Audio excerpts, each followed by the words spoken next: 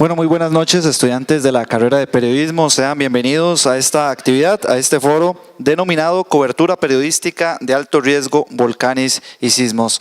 Para iniciar este foro vamos a darle la bienvenida al director de la carrera, el máster Odit Bolandi Castro, quien nos va a dar que nos va a introducir en esta actividad.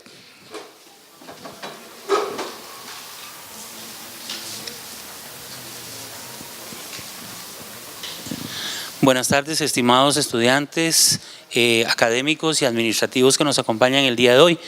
Para nosotros va a ser un honor tener aquí a los invitados, especialistas en diferentes áreas, ¿verdad? Principalmente sismos y volcanes, y la cobertura de alto riesgo, ¿verdad?, que se tiene a la hora de estar brindando información periodística. Y en ese sentido también invitamos a Jaime Cibaja, ¿verdad?, que nos acompaña hoy, con la experiencia en el ámbito de sucesos y actualmente sería pues el vocero, ¿verdad?, del Ministerio de Seguridad. Tenemos a don Juan Carlos Alfaro, ¿verdad?, que él es geógrafo de la Comisión Nacional de Emergencias, y también tenemos al señor don Guillermo Alvarado, quien es vulcanólogo y también especialista en el área. Asimismo les recordamos, ¿verdad?, mantener la precaución debida, ¿verdad?, por cuestión de una emergencia. Recordemos que para desalojar el edificio salimos por las gradas al lado trasero donde está el parqueo, ahí están los puntos de encuentro. Muchas gracias y les rogamos pues la disponibilidad y la atención, y por favor, ¿verdad?, mantener los celulares apagados para que no sea un punto de distracción en la charla como tal. Bien, muchas gracias a don Odit.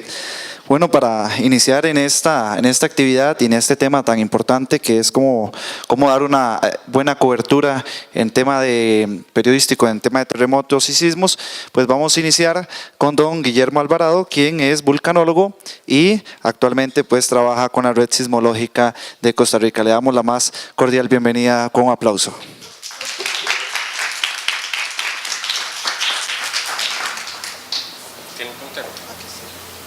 Y para pasarlos aquí también.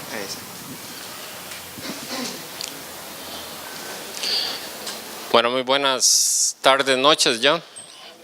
Disculpen, yo no sabía que iba a ser tan formal la cosa si no hubiera traído corbata para engañar un poco al público más. Okay. Pero no sabía que era tan formal, tampoco sabía que habían otros invitados, entonces la charla es un poco más extensa, voy a correr un poco. Porque pensé que era nada más una clase, digamos, del foro, pero no sabía que habían varios. Entonces, bueno, vamos a hablar un poco sobre terremotos y volcanes. No sé, las preguntas son al final o al final de la charla o al final de la charla. Ok, perfecto. Bueno, vamos a hablar un poco. Hay una parte aquí, ustedes que están estudiando periodismo, hay dos términos que se usan mucho y muchas veces de manera equivocada, que es el término lava. El término lava, vamos a hablar un poco sobre terminología, que es importante, algunos mitos, y después también sobre algunos aspectos relacionados con el periodismo. El término lava, en realidad hay dos tipos. La lava se puede presentar de manera efusiva, es decir, como lenguas de lava, como las de Hawái, como ahora las que estuvieron de moda en lo que es Hawái, y el representante sería cuando tenemos una botella de soda que ya se le ha descargado el gas, o sea, ya no tiene gas, entonces prácticamente se vierte como un líquido la botella de soda acá, y eso es lo que denominamos las coladas de lava. Pero la lava también se puede presentar de manera explosiva, y es justamente cuando la botella de soda tiene mucho gas, y eso lo que nos generan son los bloques o piedras que tira el volcán, o la ceniza que nos cae, como la que ha caído en los últimos años en lo del volcán Turrialba. Entonces, en realidad la lava se puede presentar de manera fragmentada, es decir, de manera muy fina o como fragmentos, o de manera unida como una lengua de lava, como las que ha ocurrido en Hawái o las que ocurrió en el volcán Arenal hasta el año 2010.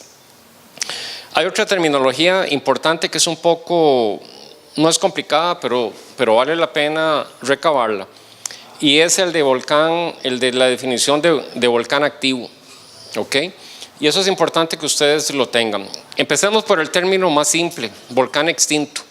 Volcán extinto o muerto, simplemente es aquel que, la palabra lo dice, no hay manera de revivirlo. ¿Okay? Está totalmente extinto. No hay manera, ni con la pastillita azul, ni de ninguna otra manera se puede revivir. ¿Ok? Todos lo entendieron, me imagino, ¿no? Ustedes todavía no, pues ya les llegará. Yo todavía no me ha llegado, ok, pero bueno. Pero entonces, el volcán extinto es aquel muerto que no hay posibilidad de reactivación. No hay ninguna posibilidad de que entre en actividad.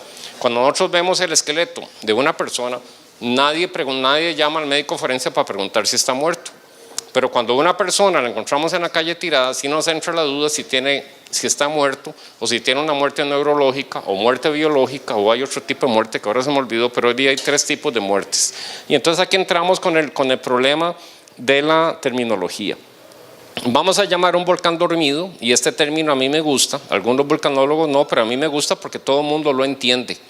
Volcán dormido, ¿qué significa? Simplemente que está dormido y que en algún momento puede activarse. Y ese término es muy sencillo. Con esto que estamos diciendo, que no es un volcán extinto, es decir, que no está muerto, ¿okay? Pero que en algún momento se puede activar. Y dentro de los volcanes activos, entonces tenemos 3 definiciones. El históricamente activo. Un volcán es históricamente activo aquel que ha tenido actividad y que ha quedado registrada en la historia. Para Costa Rica, la historia de los volcanes se restringe a 1700 hasta el presente.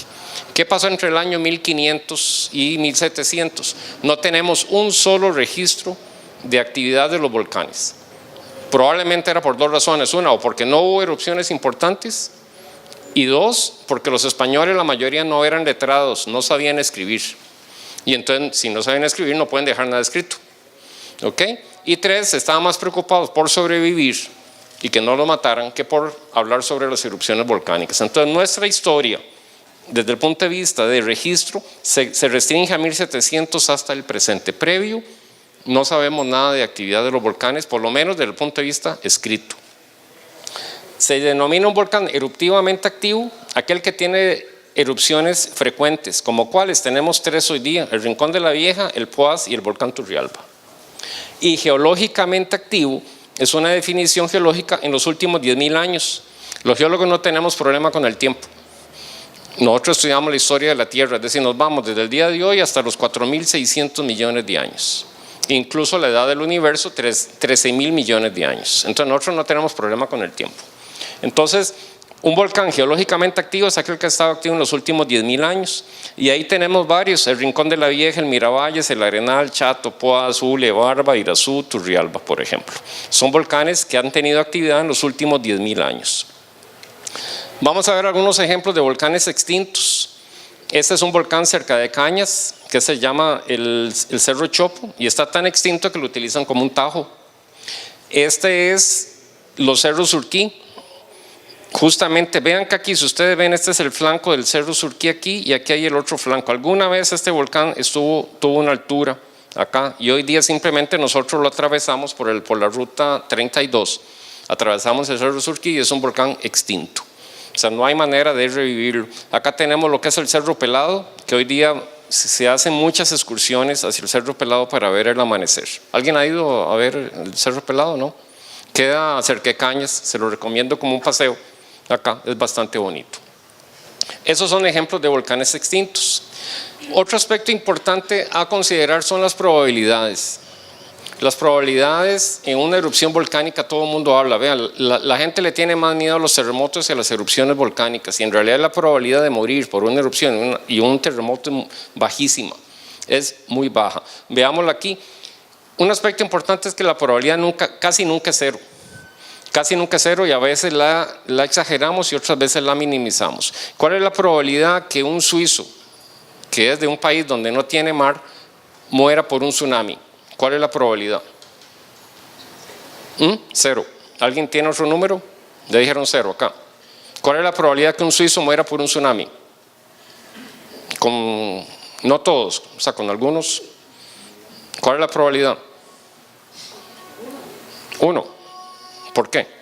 ¿Por qué no 0? No sé, tal vez depende del país que se acerca. No, pero es un suizo, no. Vive en Suiza, que no tiene mar. Sí, pero no sé, las fronteras. No, tampoco tiene mar las fronteras. ¿Cuál es la probabilidad? ¿Están de acuerdo que es 0? ¿Sí o no? ¿Ah? ¿Y qué pasa si el suizo se va de vacaciones? Sigue siendo suizo. ¿Ok?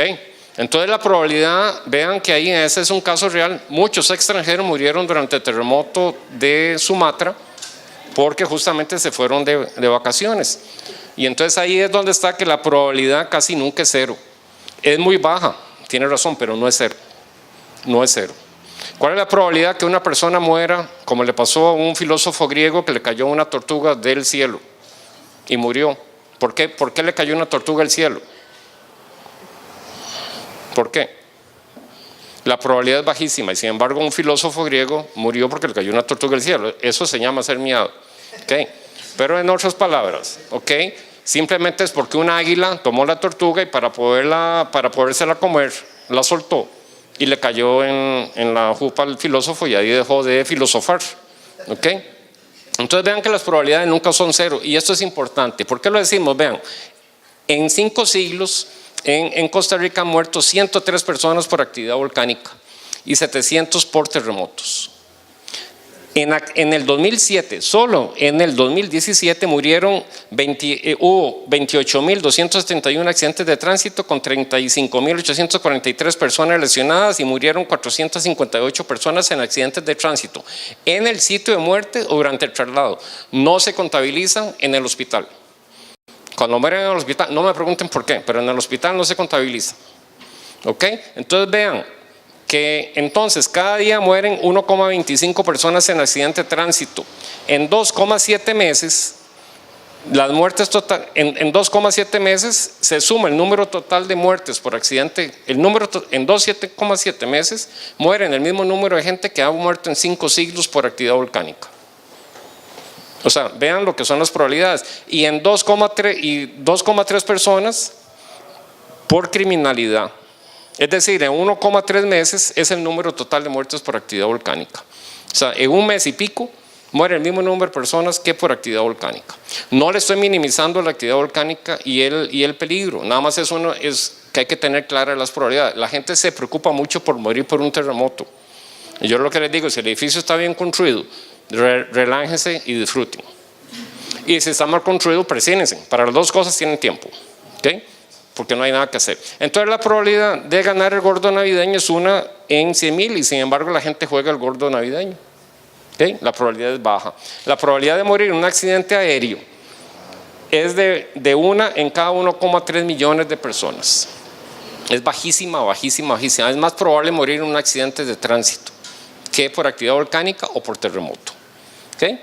Bueno, y la probabilidad del mundial pues aquí estaba y se pegó. ¿Okay? No íbamos a pasar. Entonces esto es importante ahí. Mucha gente pregunta que si los volcanes cuando hacen actividad están relacionados entre sí. En realidad no, la mayoría no. Pero los volcanes, por ejemplo, son prácticamente a unos 100 kilómetros de profundidad, todos los volcanes están comunicados. A unos 100 kilómetros de profundidad y después pasa como la palma de una mano, se van dividiendo. Y cada volcán se comporta de manera diferente, al igual que los dedos de una palma de la mano. Entonces los volcanes a unos 100 kilómetros es una pregunta que todo el mundo hace, si están relacionados, sí, a 100 kilómetros de profundidad, pero después comienzan a dividirse y a comportarse. Pasa igual que con los hijos de una familia. Los hermanos, los padres son del mismo padre, de la misma madre, por lo menos asumimos, ¿no? El mismo padre y la misma madre, pero cada uno se comporta de manera diferente. ¿Okay? Entonces la gente pregunta que si la erupción de Hawái está relacionada con la de Guatemala, etcétera. Cada año eruptan alrededor de unos 70 volcanes, están en actividad cada año. Entonces la probabilidad que un volcán en Nicaragua y uno en Costa Rica estén eruptando, pues es relativamente normal. Hay unos aspectos acá importantes que es importante que los conozcan, que son esta terminología. La gente tiende a asociar cosas y asociarlas y a establecer relaciones. Vean aquí que este es un caballo y esto no es una fotografía montada. Y aquí se ve muy bien la forma de un lobo, ¿no? O esto acá la forma de una mujer y es simplemente un árbol. Bueno, eso es lo que se denomina pareidolia. Nuestro cerebro cree ver cosas o personas intentando asociar directamente el estímulo con lo que se encuentra más parecido dentro de la memoria predictiva. Y eso funciona mucho con la gente. La gente está asociando cosas y las asocia y entonces ya las asocia con otro tipo de cosas. Lo mismo que está el fideísmo. Una vez que la mente tiene cierta visión del mundo, se tiende a considerar solo los casos que demuestren esa idea preconcebida que está en lo cierto. independientemente de la cantidad de información que se disponga. ¿Qué quiere decir eso? Que ya yo cuando yo creo algo, me amarro a eso. Y no importa cuántas evidencias yo tenga que soporten lo contrario, sin embargo yo sigo creyendo eso. Y eso es importante también que ustedes lo manejen, porque eso nos maneja mucho a nosotros. Y lo otro es la apofenia, que es un concepto psicológico mediante el cual se tiene capacidad de ver patrones, conexiones o ambos hechos aleatorios o datos normalmente que no tienen sentidos. Si hoy amaneció el cielo nublado y tembló, entonces ya yo asocio que por estar nublado el cielo ocurrió el temblor, o si hizo calor, entonces también ya yo digo que hizo temblor. Pero cuando muchas veces hace calor y no tiembla, yo no lo grabo. Y eso es importante. La gente siempre sigue pensando que porque hace calor, y lo peor es que a veces pasa así también. A veces pasa, ¿no? Entonces, bueno, pero eso es importante acá que lo tengan claro, que son conceptos del que el cerebro engaña, nos va engañando poco a poco hacia montar las cosas. Un aspecto importante sobre el peligro de los periodistas, y ahora lo vamos a ver, son lo que se denominan los flujos piroclásticos. Los flujos piroclásticos en los volcanes, como acá, este de Guatemala, justamente, son cuando tenemos nubes de ceniza muy altas que se ocurren a erupciones de varios kilómetros y llegan a ser tan pesadas que no pueden seguir subiendo y colapsan, bajan hacia abajo.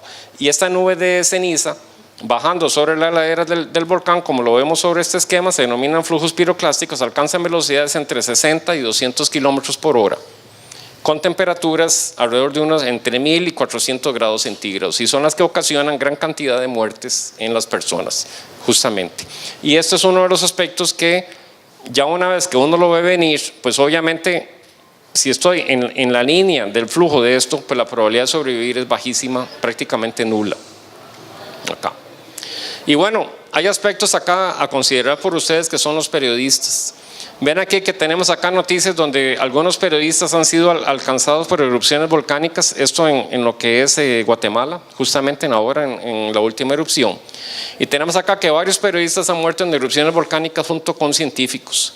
En junio de 1991, mientras filmaban las erupciones del volcán Unzen, en lo que es Japón, fueron atrapados por un flujo piroclástico, estos que les mostré, donde murieron en el acto 40 periodistas que cubrían la noticia. También la parte periodística, es importante que los periodistas, y eso está muy bueno acá, lo que se está haciendo acá, que tengan capacitación y actualizaciones sobre la ciencia. En algunos lugares existe el periodismo científico. Acá creo que en Costa Rica se ha quitado mucho, pero existe una línea que se denomina el periodismo científico. Otro aspecto importante que ustedes deben de tomar en cuenta es las fuentes oficiales. Eso es importantísimo. Las fuentes oficiales hoy día, lo que hace actividad volcánica y erupciones, son 3 únicamente, que es el OPSICORI en la Universidad Nacional, la Red Sismológica Nacional, que es conjunta a la Universidad de Costa Rica con el ICE, y la Comisión Nacional de Emergencia. Y no se deben de buscar otras posiciones.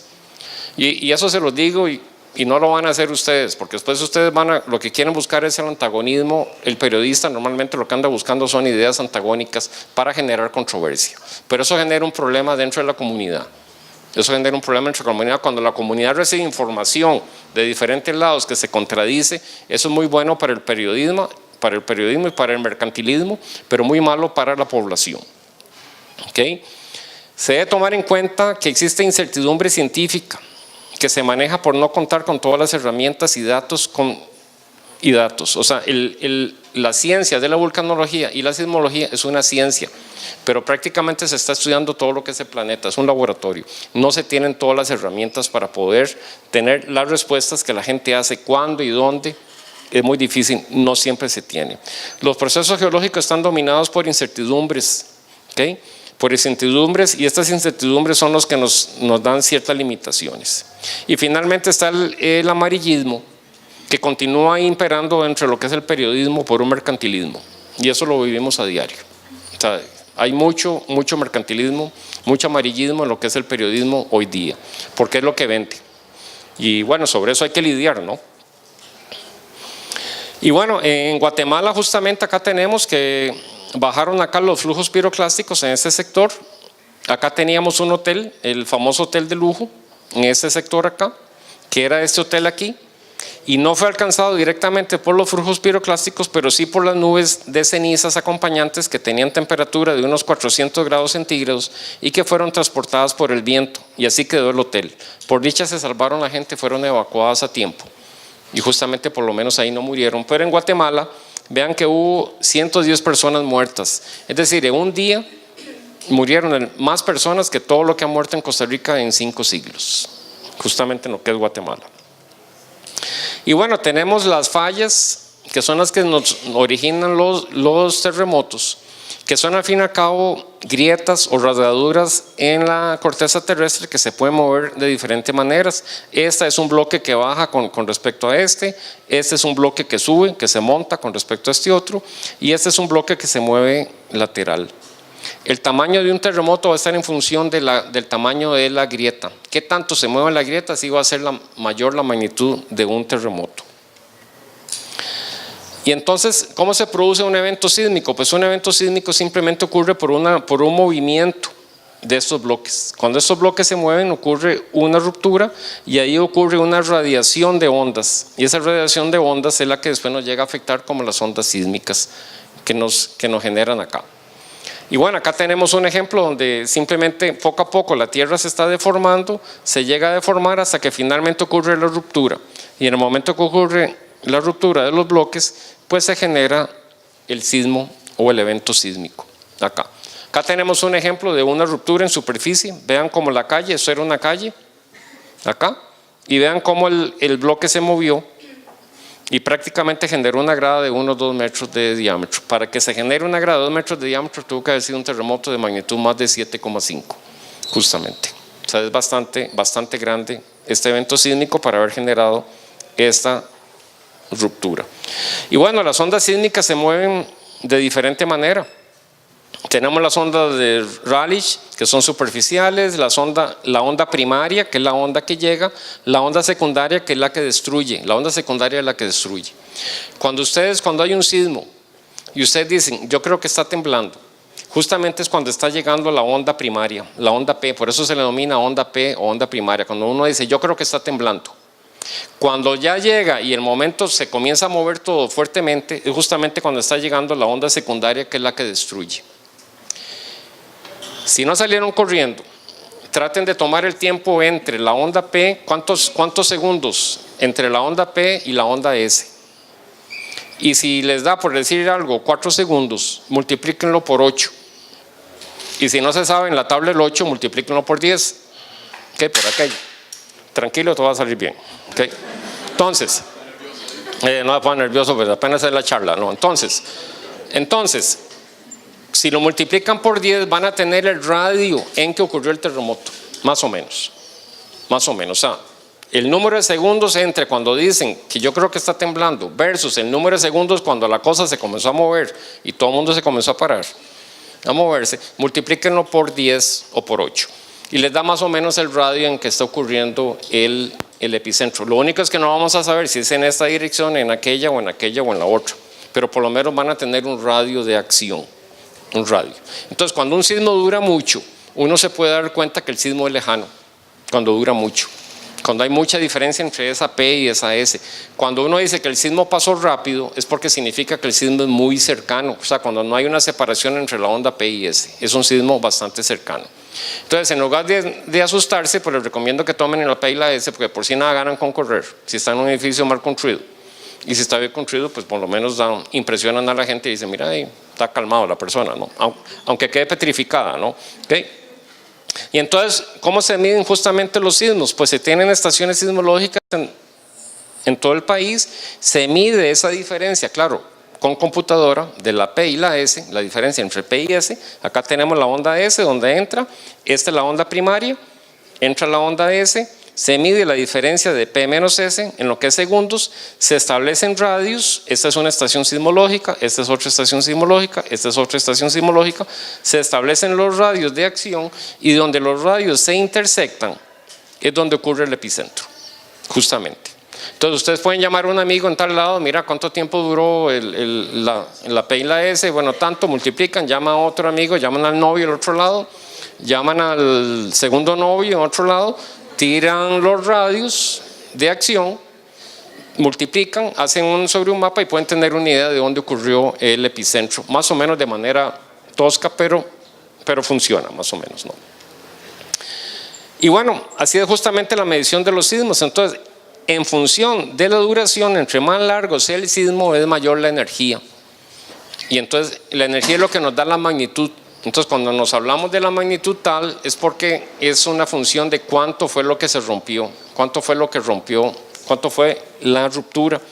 Entonces, este tiempo de duración, los sismos que son muy grandes, por eso duran mucho, porque tienen una magnitud alta, tienen una alta liberación de energía justamente. Entonces, acá vemos donde ocurre el epicentro, justamente hay una ruptura, está la propagación de las ondas sísmicas, y obviamente acá tenemos el efecto sobre las obras.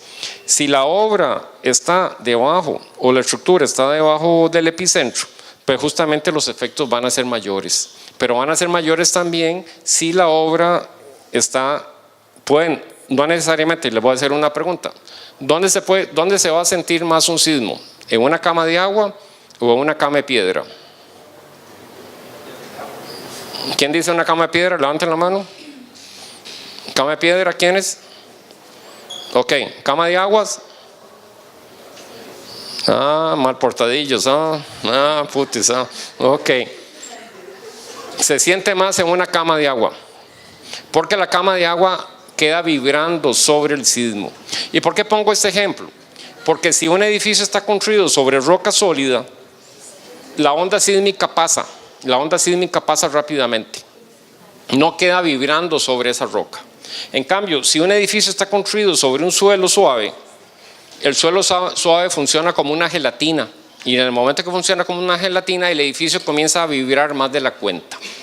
Entonces, no solo está en función de la distancia a donde ocurre el sismo, sino sobre el tipo de fundación sobre la que se edificó el edificio. Y eso es importante, ¿ok? Por eso es que México ha sido muy afectado por los terremotos, porque México fue construido sobre el antiguo lago de Tenochtitlán, que son sedimentos suaves de 60 metros de espesor, y México fue edificado ahí. Entonces, cuando hay un sismo, ese lago vibra sobre lo que está construido México, y ahí vienen los efectos de que México es muy afectado por los sismos, aunque ocurren a mucha distancia. Y bueno, ahí viene lo de la intensidad Mercalli, que simplemente es cómo lo percibe la gente, el sismo. Y entonces tenemos una intensidad Mercalli que en realidad va con números romanos desde 1 hasta 12. Los periodistas se confunden entre intensidad y magnitud todos los días. La intensidad Mercalli es una percepción de cómo se sintió el sismo, y va desde escala 1 hasta 12. La magnitud va desde 0 hasta 9,5. No hay magnitudes mayores de 10. No hay magnitud, porque la roca no aguanta. La roca explota a más de esa magnitud. Entonces, la magnitud de los sismos va desde 0 hasta 9,5 más o menos, pero la intensidad Mercalli es la percepción de cómo la siente la gente. En intensidad Mercalli 1, prácticamente uno no siente. 2, solo la gente que está en algunos edificios o durmiendo. La intensidad Mercalli 6, ya la gente se para aquí, y la 7 me dejan hablando solo. ¿Ok? Por más que les dé la clase, me van a dejar hablando solo, con excepción de los paralizados. ¿Ok? La 9, de 9 en adelante, la persona no puede caminar, por más que quiera. No puede caminar, lo va a botar. Simplemente, es imposible que camine. Con una intensidad 9, la persona no puede caminar. Las máquinas de ferrocarril las vuelca totalmente. Las piedras las tira como bolas de cañón, con una intensidad mayor. Y bueno, también hay veces de que ocurren luces relacionadas con los sismos, con los terremotos, y se denominan luces de los terremotos. Estas son fotografías de las luces de los terremotos. Yo tuve la oportunidad de ver unas para un terremoto acá, ¿okay? Y efectivamente sí asustan. El cielo se prendía, se ponía anaranjado, celeste, anaranjado, celeste, y sí, uno sí se asusta. Ahí me preguntaron que si me da miedo los sismos. Pues no, ya uno trata de disimular, pero ya viendo el cielo iluminado, que se prendía y se apagaba, sí da miedillo un toque, ¿no? Y eso se denominan luces de los terremotos, y de ahí viene la famosa leyenda que señales en el cielo, catástrofes en la tierra, que la Biblia dice, y justamente en la Biblia dice en Lucas, en Mateo, en los Hechos de los Apóstoles, en el Génesis y en Jeremías, que cuando veían fenómenos atmosféricos en el cielo, pues era porque algo estaba pasando. Acuérdense que la Biblia pues toma eso. Es un fenómeno que surge a partir de la carga de la energía que se libera durante un terremoto y se conoce como las luces de los terremotos. Hay registro de estas luces desde hace siglos, incluso cuando no existía la luz eléctrica. Un terremoto se provoca por la ruptura de una falla, ya lo vimos, tras acumular la tensión tectónica. La gama de las luces que pueden verse en el cielo, según los registros históricos, pueden englobar los blancos, azules, violetas y los mismos que los de la corriente eléctrica. ¿Okay? Entonces tenemos esas luces del terremoto, se pueden originar generalmente durante los terremotos. Aquí se han visto por lo menos en tres terremotos. Obviamente tiene que ocurrir de noche, de día no las vamos a ver. ¿Okay? Y bueno, vamos a ver algunos mitos. Hoy los terremotos suceden con mucho más frecuencia que en el pasado. Eso es falso, simplemente que hoy día tenemos mucho mayor redes sociales, hay una alta comunicación de la gente, y entonces la gente piensa que los terremotos ocurren con mucho más frecuencia y en realidad no. Simplemente hoy día hay mucha mayor comunicación de las redes sociales. O sea, en el siglo XIX se ocurrió un terremoto en Indonesia, nadie ni se enteraba por acá hasta 1 o 2 meses después. Hoy día inmediatamente con las redes sociales se pueden enterar las personas. Mito: es mejor que tiemble de a poquitos porque así se libera la energía y no sucede un terremoto mayor. Eso es falso. Eso, la única manera que yo diga que es mejor que tiemble de a poquitos y no que, porque así se libera la energía, es cuando me lo pregunta una abuelita. Yo le digo que sí. Y entonces para que esté tranquila y punto, se acabó. ¿Okay? Pero eso es falso. Es falso. ¿Por qué? Porque la energía de un terremoto es logarítmica. Es tan grande que no importa cuántas veces, cuántas miles de veces hayan temblores pequeñitos, que no pasa nada. No va a liberar la energía. Y es lo mismo, yo pongo el ejemplo, es como que uno, no sé si, bueno, tal vez ustedes no lo conocieron, pero está el famoso boxeador Mike Tyson. Y es como que un niño de 1 año quiera noquear a un boxeador. No importa cuántos golpes le den, no lo puede noquear nunca. Aunque le dé 1000 golpes, 10,000, no lo va a noquear. ¿Okay? ¿Por qué? Porque simplemente es una energía mínima, no importa las veces que tiemble. Pues lo mismo pasa con los temblores, no importa cuántas veces tiemble, que la energía acumulada sigue siendo muy grande, porque es logarítmica, es una escala logarítmica, es una escala que sube así. Entonces no importa cuántas veces yo tiemble aquí, que simplemente yo voy a estar guardando suficiente energía para que ocurra un terremoto. ¿Okay? Mito: cuando ocurre un terremoto como el de Limón y la tierra se levanta en la costa, es cierto que tiene que producirse otro sismo para que la costa vuelva a su nivel antiguo. Falso. Esta es la costa, eso es para el terremoto de Limón. La costa se levantó 2 metros en 30 segundos. Y tierra adentro se levantó 4,8 metros en los 30 segundos. 4,8 metros se levantó en los 30 segundos. ¿Por qué? Porque simplemente la energía se va acumulando y lo que pasa es que la placa va jalando a la tierra y cuando ocurre el terremoto libera elásticamente la tierra, entonces la costa sube. Efectivamente la costa sube, como lo que pasó para el terremoto de Limón, que la costa subió 2 metros y quedaron expuestos los arrecifes de coral. Incluso la gente me contaba que había joyas expuestas en el mar y todo, porque obviamente joyas de oro y todo, la gente fue. Y esto es muy peligroso también, porque la gente se va a ver lo que hay en la costa y a veces pueden venir tsunamis. Entonces hay que tener cuidado. Cuando ocurra eso, mejor váyanse, tomen la foto y se van en sentido opuesto, no por aquello. Mito: cuando tiembla la tierra se abre y se traga a las personas. Bueno, sí, la tierra se abre. Para el terremoto de Limón se abrió la tierra. Puede que si uno fuera caminando ahí y dice, pues sí, puede que caiga en la grieta. Sí puede pasar. Pero no es nada por qué preocuparse.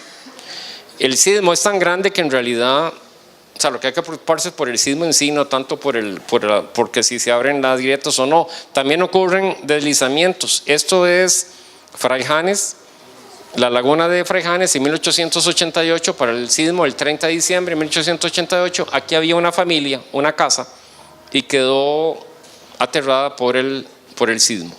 Y hoy día está ahí, todavía está la misma laguna de Frejanes, que hoy día es una parte recreativa. Mito, los animales saben cuándo va a temblar y por eso se comportan de forma extraña antes de un terremoto. Bueno, la gente habla que las cucarachas salen, que las hormigas salen, que todo este tipo de cosas. Hay animales que son mucho más sensibles a las ondas sísmicas, sí pueden eventualmente previo, pero muy poco tiempo previo que ocurra eso. Todavía, acuérdense que como se trata de una presión y que la tierra se va a romper, puede que se liberen cierto tipo de ondas sísmicas que los animales perciban. Entonces, eventualmente sí podría ser cierto que hayan algunos animales que perciben esto. ¿Okay? Entonces, digamos que es un mito a medias que sí puede ser, pero todavía no hay mucha comprobación en ese sentido, todavía falta mucho. Mito, cuando hace mucho calor o cuando el cielo se ve empedrado es que se va a temblar. Empedrado le llama la gente campo cuando se ve el cielo así, como este caso. Este es el volcán Arenal y el cielo se ve así. La gente dice que cuando el cielo está así va a temblar. Bueno, yo tomé estas fotos justamente y me quedé esperando el temblor y no pasó nada, por dicha, ¿verdad? Pues si hubiera temblado, qué pelada, ¿no? Pero bueno, pero no pasó nada, no. Simplemente, claro, el problema que es que en algunos casos el cielo está así y viene el temblor. Entonces la gente ahí sí lo recuerda, pero todas las veces de que el cielo está así y que no tiembla, la gente no lo graba. Yo le he dicho a la gente que cuando me dicen es que cuando hace mucho calor tiembla, bueno, apúntemelo por favor, apunte cuántas veces usted dice que hace calor y vea la correlación. Y por supuesto nadie lo hace, pero cuando hace mucho calor como ahora, entonces van a decir que tiembla. ¿Sí? Mito, en Semana Santa tiembla más que en otras épocas o que los sismos ocurren en una determinada hora del día. Bueno, aquí tenemos una noticia que clérigo culpa a las mujeres promiscuas por los sismos, ¿no? Si fuera así, aquí vendrían temblores diestra y siniestra, ¿no? Y también por los hombres, dicho sea de paso, particularmente, ¿no? Entonces, eso obviamente es por una parte retrasada. Lo que sí es cierto es que un sismo que ocurra un sábado santo o un 24 de diciembre o un 31 de diciembre es más recordado como fecha que un sismo que ocurre en cualquier otra fecha. El famoso sismo el sábado santo, que ustedes no lo vivieron, la mayoría de los jóvenes acá, pero la mayoría de la gente de cierta edad lo recuerdan porque la gente que ocupa ir a misa, yo no por dicho, ¿okay? La gente que ocupa ir a misa, estaban en misa cuando se les vino el temblor. Nunca lo van a olvidar. Imagínense que estar uno en misa y recibiendo la hostia y que se venga el sismo, ¿no? O sea, obviamente esa gente no se le olvida el terremoto del sábado santo hasta la fecha, porque ocurrió el sismo ese día. Entonces justamente queda muy grabado, ¿no? Mito, debajo de la catedral pasa una falla o las fuentes termales están relacionadas con la actividad volcánica. Debajo de cada catedral del país la gente dice que pasa una falla. No pasa ninguna falla debajo de ninguna catedral de Costa Rica. A lo sumo lo que se dice, pero también ya me averigüé y es una leyenda urbana, que habían túneles que comunicaban los conventos de monjas con las catedrales. Ya me averigüé para ver si es cierto y no.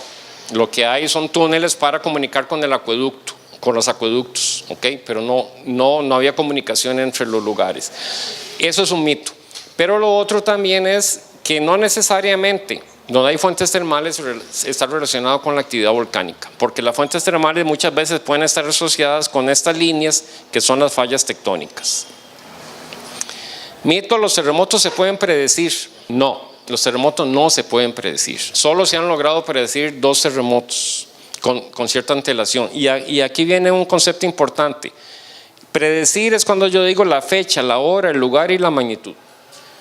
O sea, mañana a las 2 de la tarde en San José va a ocurrir un sismo de magnitud 6,5 a 5 kilómetros de profundidad. Eso es una predicción. Lo otro es un pronóstico. Por eso es que el tiempo, los meteorólogos del tiempo lo que realizan son pronósticos. Mañana, o un pronóstico de sismo, en los próximos 10 años va a ocurrir un terremoto en Golfito. Eso es un pronóstico. O sea, estoy dando un lapso de tiempo en el cual yo estoy hipotetizando que puede ocurrir un sismo. Y vamos a ver un famoso acá pronóstico, predicción, que fue el famoso terremoto de Nicoya, que se hablaba. Vean aquí. En el año 1991, ciertos sismólogos habían dicho que el terremoto iba a ocurrir en 1993. Esto es con base en los periódicos. que iba a ocurrir en 1993 o 1995 con magnitud 7,5. Como no ocurrió, en 1993 dijeron que iba a ocurrir antes de 1995, con magnitud 7,2, mayor de 7,2. Como no ocurrió en 1994, dijeron que antes del 2000. Como no ocurrió, tengo los recortes de todo eso, conste. En 1996, antes del 2000. En 1998, antes del 2005. En 1998, antes del 2009, cuidado, pierden. ¿Okay? Y en el 2009, ya dijeron, 2009 al 2012, en algún momento va a ocurrir pronto. Claro que ocurrió, en el 2012. Pero vean todo el lapso desde 1991 hasta el 2012. ¿Qué es lo que se acuerda la Henry? Ah, sí, sí lo pegaron. Y cuidado, es como yo diga que va a ocurrir un terremoto en el Valle Central. Y sí, va a ocurrir. Sí, tarde o temprano. ¿Okay? Ah, bueno, y aquí, y como no ocurría, cada día le iban subiendo la magnitud. ¿Okay? Vean aquí donde viene que iban a demandar a la sala cuarta.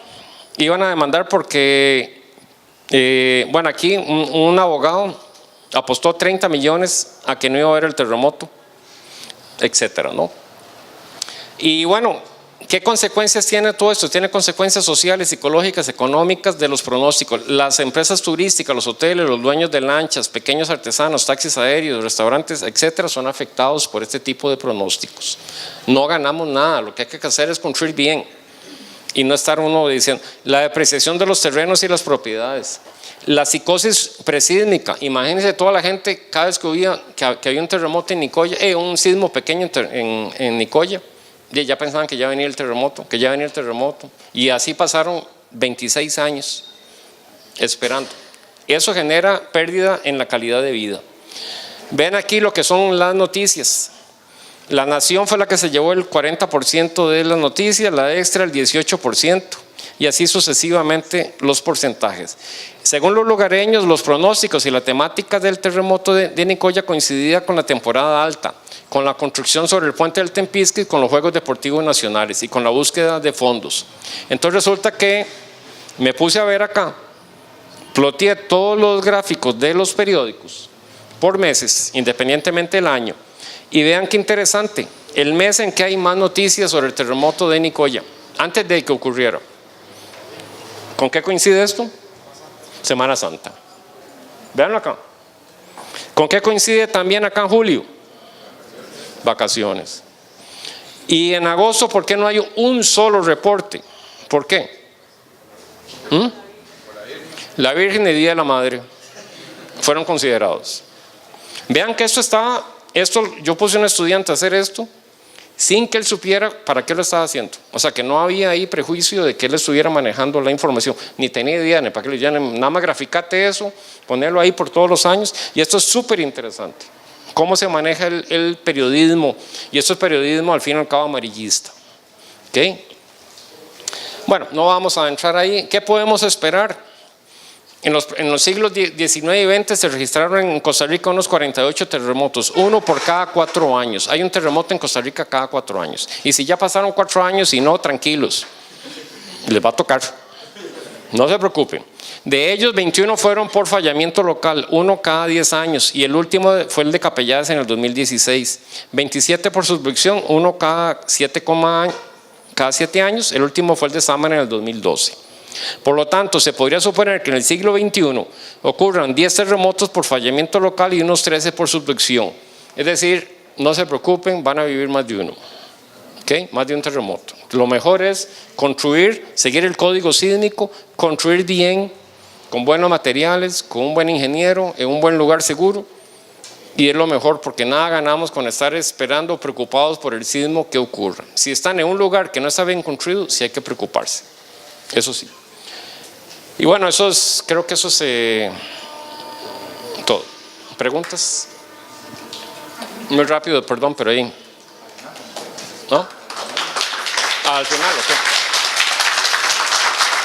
Muchas gracias a don Guillermo Alvarado por esta importantísima exposición que la verdad nos mantuvo pues bien enterados de este tema. Vamos seguidamente con la ponencia del señor Juan Carlos Alfaro, quien es geógrafo de la Comisión Nacional de Emergencia y pues nos va a hablar de algunos conceptos básicos sobre el manejo que se debe tener para una adecuada gestión de riesgos. Le damos el más caluroso aplauso a don Juan Carlos.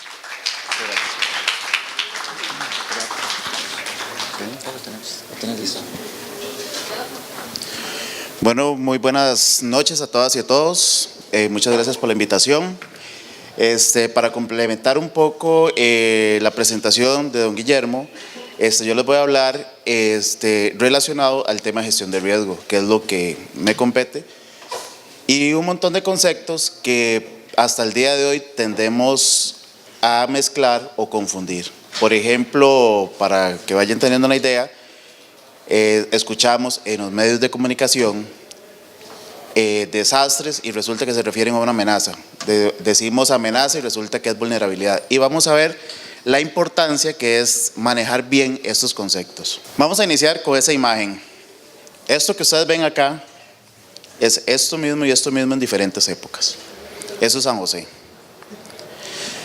Entonces, la misma imagen nos dice que ha existido o ha surgido un cambio interesante en nuestra población, en la manera en que vivimos, cómo vivimos el día a día.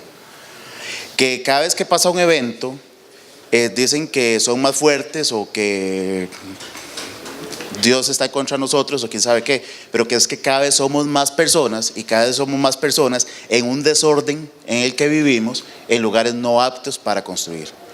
¿La culpa de quién es? Aquí la culpa es de todo mundo. La culpa es del gobierno, que no llega a oídos de la comisión. La culpa es de los municipios que dan el permiso, pero la culpa es de cada uno de nosotros, porque si el municipio no le da permiso, viene sábados, domingos, feriados y todo lo hacemos, ¿verdad? Entonces, analicemos bien esto, en qué vivimos. ¿Qué pasaría si ocurre un terremoto y San José fuera así, de 7 grados? Un desastre, acá. Versus, imaginemos la cantidad de población que vive aquí, versus qué pasaría si ocurre en esas condiciones, con la cantidad de personas que hay ahí. Aquí nos lleva a hacer algo, ¿verdad? Un estudio reciente que se hizo CNE junto con la Municipalidad de San José y en proyecto Prepare, proyecto con ayuda japonesa, y OBDA, lanzó que el 28% de los edificios en este país ante un terremoto mayor a 7.5 colapsan. ¿Por qué? Tenemos un excelente código sísmico, sí es cierto, pero tenemos una gran cantidad de edificios construidos antes de esos excelentes códigos sísmicos. Entonces no es lo mismo, o sea, si bien es cierto, hay un excelente código sísmico, hay que marcar la diferencia con hace cuánto están construidos estos edificios. Para empezar con esto, ¿creen ustedes que el desastre es natural? Eso lo escuchamos todos los días y a cada rato. Les pregunto, ¿el desastre es natural? ¿Por qué no? Esto es Turrialba. Ahí se ve muy bonito. Pero es una de las muchas comunidades que tenemos en este país que no pueden ver un comercial de agua porque se inundan. Igual que Parrita, igual que Zixaola, igual que N cantidad. Y ustedes van todos los años, hay construcciones en esas zonas. Y vean lo que pasa aquí. ¿Qué sucede ahí? ¿Es natural el desastre? O eso es lo que siempre se escucha, ¿no? Un día llegó un periodista, no les voy a decir el medio de comunicación, y yo dije, bueno, está bien, pero yo quiero que usted me prometa algo, que va a decir que el desastre no es natural. O por lo menos va a decir desastre, no le ponga apellido. No, se lo prometo. Y lo primero que hace, desastres naturales. Después me dice, es que disculpa, yo no fui el que edité. Bueno, pero yo creo que si él es el que está haciendo la nota, tiene por lo menos la decencia de leer qué es lo que van a editar, creo yo, ¿verdad? Entonces, y ahí va. ¿Por qué creen ustedes que el desastre no es natural? ¿Qué pasa ahí?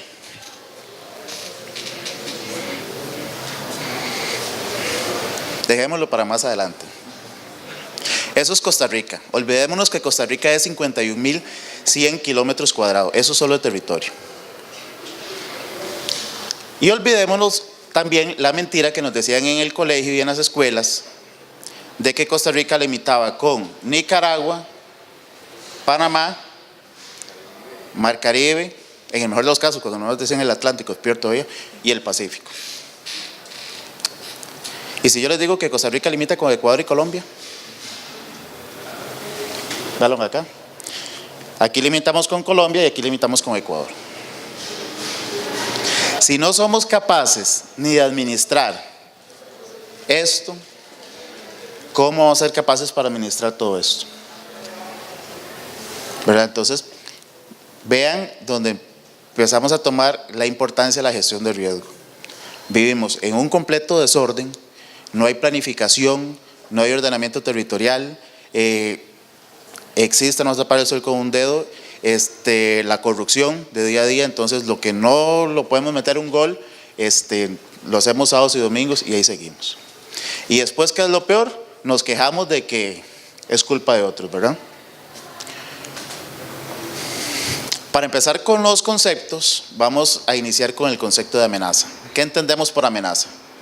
Esos conceptos que yo traigo acá, la ley 8488, que es la Ley Nacional de Gestión de Riesgo, es un poco ambiciosa y genera ciertos conceptos. Buenos o malos, ahí están. Entonces, y al ser ley, vamos a respetarlos y se los voy a mencionar. Pero más del tecnicismo que ahí dice, yo quiero que realmente entendamos qué son esos conceptos, ¿verdad? Porque ir a una ley y buscar un concepto es muy fácil, ahí está. Pero realmente nosotros tenemos la capacidad de entender qué es eso. ¿Qué entendemos por amenaza? Todos los días mencionamos la palabra amenaza. ¿Qué es una amenaza? Una situación de riesgo. Una situación de riesgo, ¿qué más?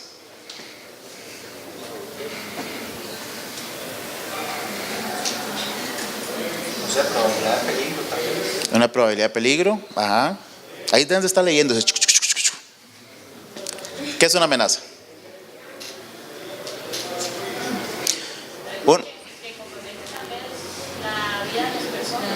Ajá. Qué complicado, ¿verdad? Porque muchas veces utilizamos la palabra amenaza y no somos capaces de definir qué es una amenaza. Una amenaza es simple y sencillamente un peligro latente, un peligro que ahí está, sea cual sea. ¿Verdad? Si nosotros le dijimos al profesor que íbamos a venir a una charla aquí y resulta que no fuimos para la Cali,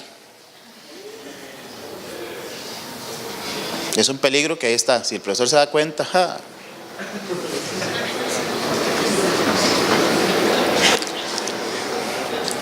¿Queda claro? La amenaza es un peligro latente, cual sea.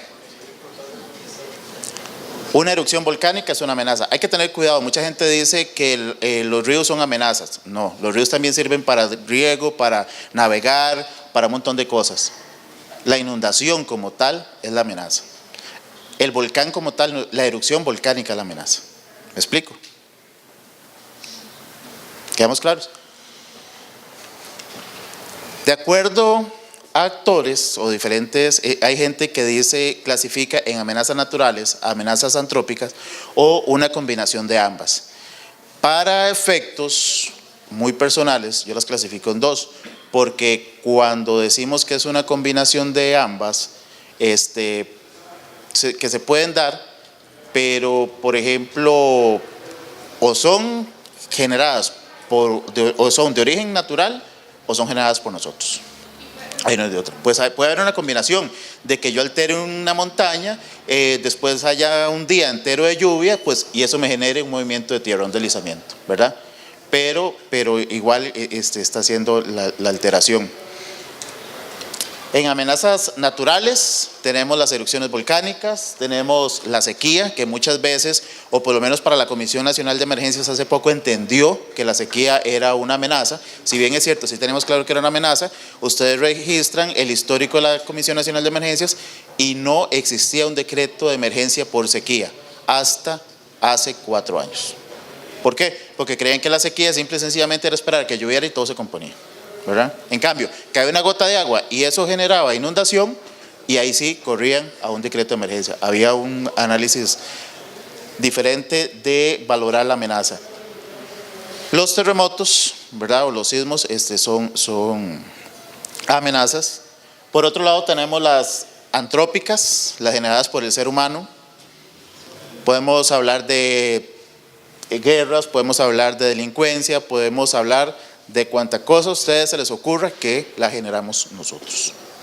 Ahora, también hay que tener cuidado. Si bien es cierto, o por lo menos el área en el que nosotros trabajamos es más de origen natural, por lo menos la Comisión Nacional de Emergencias, tenemos que tener mucho cuidado porque mucha gente le dice, sí, pero es que el problema mío es las inundaciones o los huracanes o las erupciones volcánicas, ahora que están tan de moda estas últimas, ¿verdad? Inundaciones y las erupciones volcánicas. Pues yo les pregunto, ¿cada cuánto pasa en este país una inundación fuerte? ¿Cada cuánto ocurre un sismo fuerte? ¿Cada cuánto ocurren deslizamientos? Y si eso lo comparamos a cada cuánto ocurre delincuencia, desempleo, drogadicción, y nos preocupamos por esto. Claro, es muy fácil echarle la culpa a la amenaza natural, ¿verdad? Porque es la naturaleza. ¿Y todos los que generamos nosotros?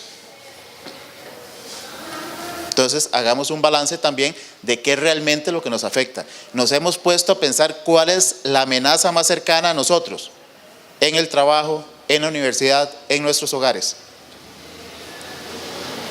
¿Será la inundación? ¿Será la drogadicción? ¿Será el vecino? ¿Queda claro la amenaza? Es un peligro latente que está. ¿Qué es importante? Entenderlo, comprenderlo, saber cuáles son nuestras amenazas más cercanas.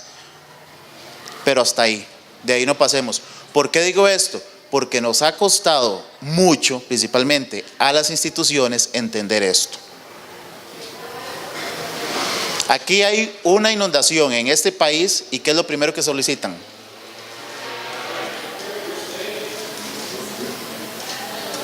Diques, muros de contención, canalizar ríos. ¿Usted han escuchado alguna población solicitando que no se construya una casa más ahí? Interesante, ¿no? Ese es el mapa desactualizado de amenazas de Costa Rica. ¿Por qué lo traje? Por dos razones. Una, para que vean, y esto que está aquí medio en blanco, es porque coincide con la cordillera Talamanca. No es que no hayan ahí amenazas, tal vez es que un deslizamiento, como ahí no hay población, tal vez no esté registrado o es muy pequeño, ¿verdad? A diferencia de los demás lugares. Y lo otro, de que nada nos serviría tampoco salir corriendo, que porque aquí me inundo, porque por allá puede que haya una falla, por allá puede que haya una erupción volcánica. Entonces, indiferentemente de donde estemos, vamos a tener una amenaza. ¿Qué es lo importante con esto? Como les dije, entenderlas, comprenderlas, saber cuáles son nuestras amenazas más cercanas.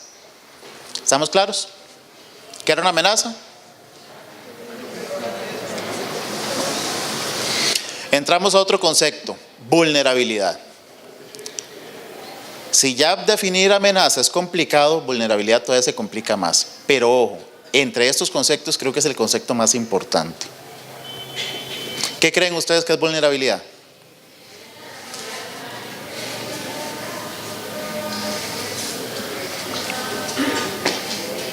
¿Amenazas se animaron a decir algo en vulnerabilidad?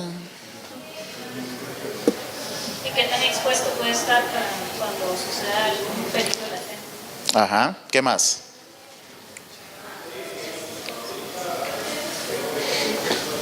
Ahí está la definición técnica.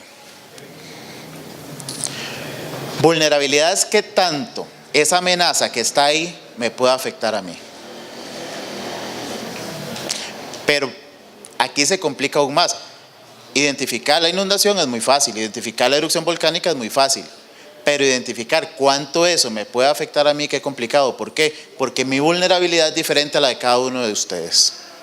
Entonces ya el solo hecho de ser individual lo hace todavía aún más complejo. Si hay un sismo y están ustedes en sus hogares, Se supone que deberían ser un poquito menos vulnerables porque ya conocen sus hogares y deberían de conocer la ruta de evacuación. Que si ese mismo sismo los toma en un edificio que ustedes desconocen. En buena teoría. Hay diferentes vulnerabilidades, hay económica, hay política, hay religiosa, cultural, etc. Por ejemplo, el presidente de Estados Unidos es menos vulnerable, y digo que es menos, ¿verdad? Menos vulnerable en Estados Unidos que fuera de Estados Unidos. ¿Estamos claros? Ustedes salen caminando por esa calle y son menos vulnerables, que ya conocen las áreas más peligrosas, a que si a esta hora los soltamos en Tegucigalpa, Honduras. A la par de los mareros, ¿verdad? Entonces, es más complicado. ¿Captan el tema de vulnerabilidad? Puedo darles otro ejemplo relacionado tal vez a la inundación. En la inundación, dos comunidades relativamente cercanas a un río son vulnerables porque ambas son afectadas por esa inundación. Pero en esa comunidad que hay más personas que más se inundan, hay diferentes tipos de vulnerabilidad. Por ejemplo, aquellas familias con una situación económica menor son más vulnerables que las que tengan una situación económica mayor. ¿Verdad? Y en esa familia con una situación económica menor también hay diferentes tipos de vulnerabilidad. Son más vulnerables los niños que aún no caminan, los adultos mayores o aquella persona con un grado de discapacidad que depende de otra persona para evacuar que cualquiera de nosotros que podemos salir. Entonces, ven la diferencia de vulnerabilidad. Inclusive en una misma familia con un mismo ingreso existen diferentes grados de vulnerabilidad. Ahora, ¿por qué yo digo que es mucho más importante, es el concepto más importante de vulnerabilidad y no el de amenaza? La amenaza es importante, hay que entenderla, hay que identificarla y comprenderla, hasta ahí. ¿Qué pasa con la vulnerabilidad?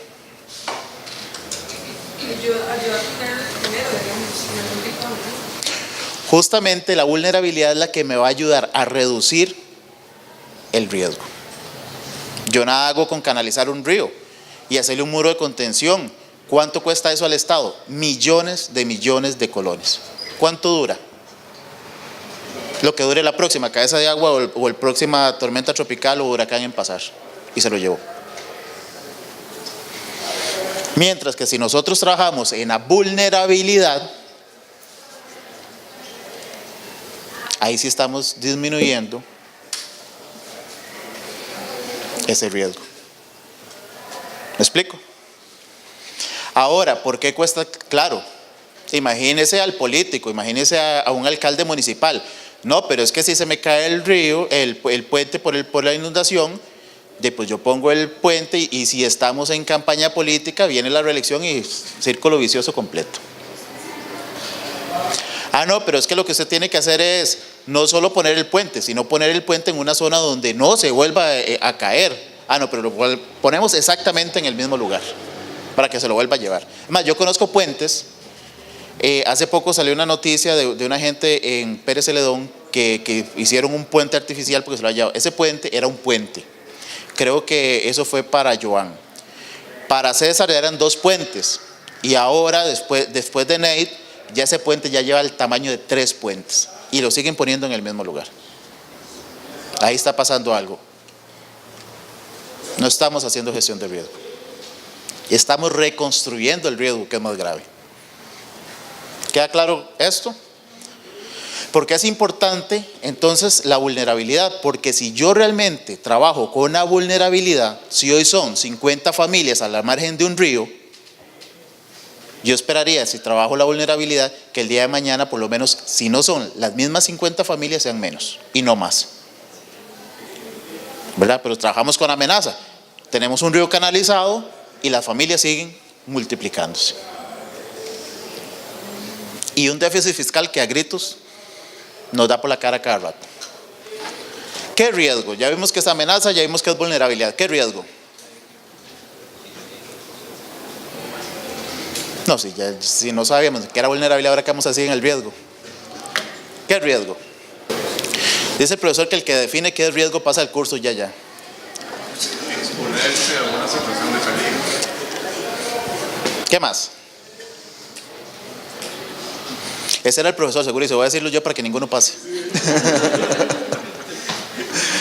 ¿Qué riesgo?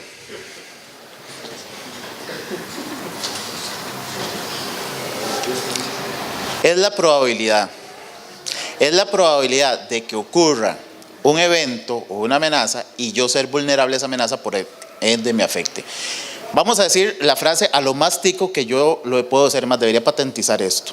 ¿Han escuchado la frase a la mano de Dios? La decimos a cada rato.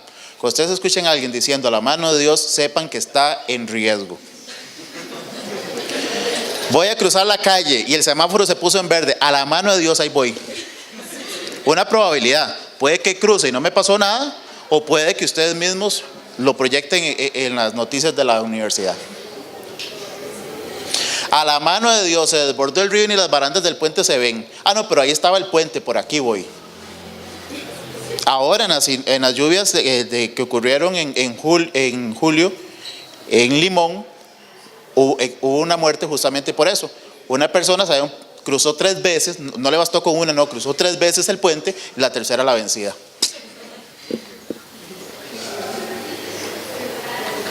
Es una probabilidad, o sea, no sabemos ni si el puente está ahí todavía, pero a la mano de Dios, ahí vamos. Y lo que estamos es en riesgo. Y eso utilicémoslo para cualquier parte de la vida. No estudié para el examen, a la mano de Dios, que no me hagan estas preguntas. ¡Pah! Una probabilidad, puede que de pura suerte, las 2 preguntas que venían en el camino leyéndose, eso es lo que venía en el examen. Puede que todo lo que estudiaron toda la noche no pareció nada y a la mano de Dios. Y si no, veamos las imágenes, ¿verdad?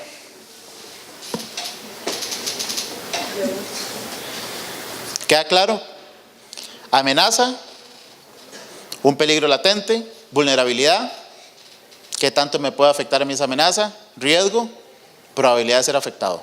¿Por qué? Porque hay amenazas y soy vulnerable a esas amenazas. Entre más vulnerable sea, mayor va a ser mi riesgo. Algo importantísimo, nunca el riesgo va a ser 0, nunca. Siempre vamos a estar expuestos a algo, en algún momento. Pero sí lo podemos disminuir. ¿Cómo podemos disminuir el riesgo? Lo acaba de decir. ¿Trabajando con qué? La vulnerabilidad.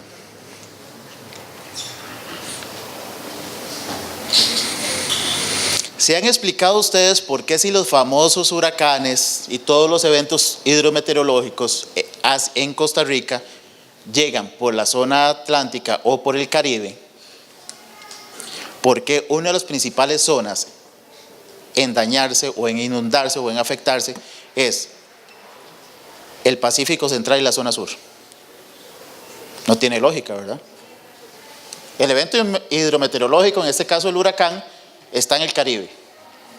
Esto es Costa Rica. ¿Y por qué es el Pacífico lo que se afecta primero?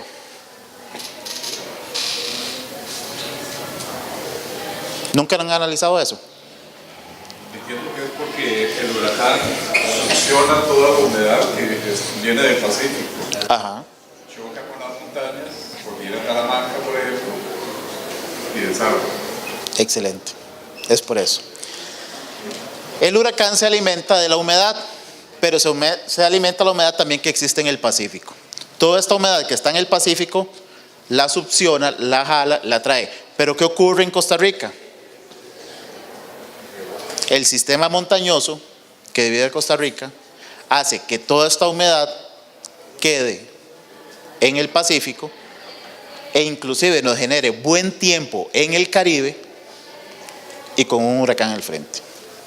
Eso ocurrió para varios huracanes, inclusive una familia en Limón que escuchó que venía el huracán, hizo estas. Se fue para la zona sur, para Ciudad Naili. Ahí murieron. ¿Qué quiero decir también con esto? Entendamos, la solución no es salir corriendo, la solución no es escapar. Véalo para Otto. Viene el huracán Otto, incluso hubieron medios de comunicación que iban haciendo tomas en Limón, haciendo tomas ay, pero en Limón está en buen tiempo, bueno, vámonos para tal lado, vámonos para más hacia Tortuguero y esas zonas, y ahí iban. Y resulta que cuando empezó el evento en Lo Más y Mejor en Upala, ya ellos iban llegando a La Cruz y no siguieron porque ya tendría que llegar a Nicaragua. Y después se tuvieron que devolver. ¿Por qué? Porque no entendemos esta dinámica, ¿verdad? ¿Qué es lo que pasa? Entonces, tenemos que entender por qué ocurre o ocurrió lo que ocurrió en Upala. ¿Qué había ahí? Viene el huracán, hay un empuje de un frente frío, no lo deja seguir. Eso se llama el efecto Coriolis, que todos los huracanes suban. Eso no es de gratis. No es tampoco que todos tienen que ir, ¿verdad?, de indocumentados hacia Estados Unidos. Sino es un efecto. Es más, ustedes agarren un tanque de agua, quítenle en el tapón, en el hemisferio norte circula hacia un lado, en el hemisferio sur va a circular del modo contrario, y se supone que en el Ecuador, si lo que a mí me dijeron en la universidad era cierto, debería irse para el centro. Eso es lo que hace que todos los huracanes tengan esta trayectoria. Bueno, pues otros eventos se pusieron en juego, como ese frente frío, ese empuje, que generaron que el huracán pasara. ¿Por qué hay mayor afectación en Upala y Bagaces? Porque iba pasando y ahí fue donde se le ocurrió soltar más agua. No. Eran comunidades más vulnerables. Más que eso, es exactamente lo mismo que ocurría acá, pero a la inversa. Viene el huracán, se topa con el Miravalles, descarga la cantidad de agua necesaria porque está ahí en Miravalles, y esto genera gran cantidad de escorrentía. Ahora, ¿qué es lo que sucede? ¿A qué se asocia los muertos de ahí? Aparte de algunos irresponsables que andaban en carro para arriba y para abajo. Fue en sí por la inundación como tal. Fue por los flujos de detrito, fue por los deslizamientos y todo lo que bajó de la alta montaña. ¿Por qué? Porque para la gente es muy fácil saber si estoy cerca del río, el nivel del río, el comportamiento que tiene. Pero qué difícil es saber si la montaña que está a la par de mi casa está estable o está inestable, ¿verdad? Esa ladera se desprende, ese deslizamiento se desprende y de ahí genera esa gran cantidad de ahí. En el centro de Upala se inundó hay muestras hasta de 2 metros, 1,5 metros por lo general. Pero las muertes no fueron exactamente ahí y es donde la mayor concentración de población existía, ¿verdad? Entonces hay una explicación del por qué. Entonces entendamos las amenazas, veamos qué tan vulnerables somos y qué tan en riesgo nos ponemos. Y empecemos a eliminar la frasecita a la mano de Dios. Ya sabemos que es amenaza, ya sabemos que es vulnerabilidad, ya sabemos que es desastre. Ya sabemos que es riesgo. Ahora, ¿qué es desastre?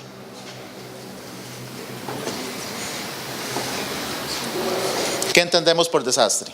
Los de atrás están fatal porque ni pueden ni leer para batear. Cuando se suman todas las anteriores. Ajá, por ahí. Cuando el riesgo se materializa. ¿Qué era el riesgo? Una probabilidad. Si esa probabilidad, pum, nos sacamos la lotería, se nos convierte en un desastre. ¿Estamos claros? Ahora, repito la pregunta, ¿el desastre es natural o no es natural?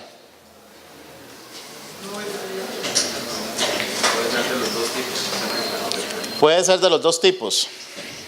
¿Por qué puede ser de los dos tipos? Puede ser provocado por el ser humano, por alguna irresponsabilidad, por el bien, por un desastre natural, por la afectos de la naturaleza. Ok. Un ejemplo que sea provocado por la naturaleza. ¿Sabes? Llueve, obviamente nosotros no tenemos una forma de poder controlar la cantidad de lluvia. Ajá. Por ende los ríos se van a desbordar por una necesidad de poder. Ajá, de que el cauce del río pues no da abasto con. Es un efecto de la naturaleza que. Ajá, ¿y eso qué es? Una amenaza, el desbordamiento. La amenaza es natural. Pero ¿cuál es el desastre? Sería la inundación. El desastre sería la pérdida de vidas humanas, de infraestructura o de agricultura o cultivos. Ese sería el desastre, ¿no? ¿Y a qué se debe eso? Una mala planificación del ser humano construir alrededor de los ríos o los urbanismos que manejan. ¿Es natural o es antrópico? Sería antrópico. Sería completamente antrópico. Si ocurre un terremoto en el desierto del Sahara de 9 grados, ¿qué ocurre ahí? Una culebra va, se sacude y sigue todo normal. ¿Qué pasa si ocurre eso mismo epicentro San José, Costa Rica? Por el sismo, por la población, por el desorden de planificación, por la manera en que construimos. ¿Queda claro? Es completamente generado por el ser humano, el desastre.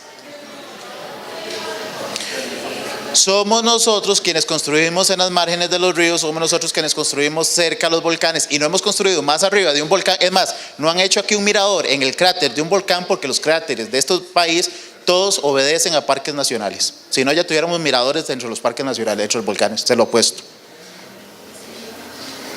Así somos de creativos. ¿Queda claro entonces el desastre? ¿Es culpa de? No mía, de todos nosotros. No todo es negativo. ¿Cómo podemos ser más resilientes? ¿Cómo tenemos tener más capacidad de recuperarnos? ¿Cómo podemos ser menos vulnerables ante tanta amenaza?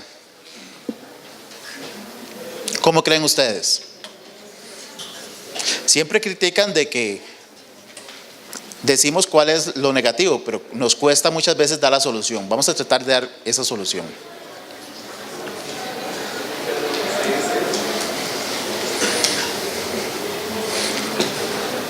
¿Cómo creen ustedes?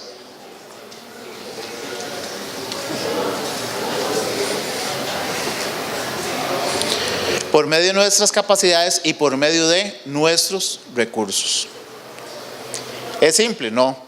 Muchas veces cuando ocurre un evento, lo primero que esperamos es que venga Cruz Roja, bomberos, Fuerza Pública, CNE, el IMAS, el gobierno, la municipalidad y todo el mundo. No está mal, tampoco está bien.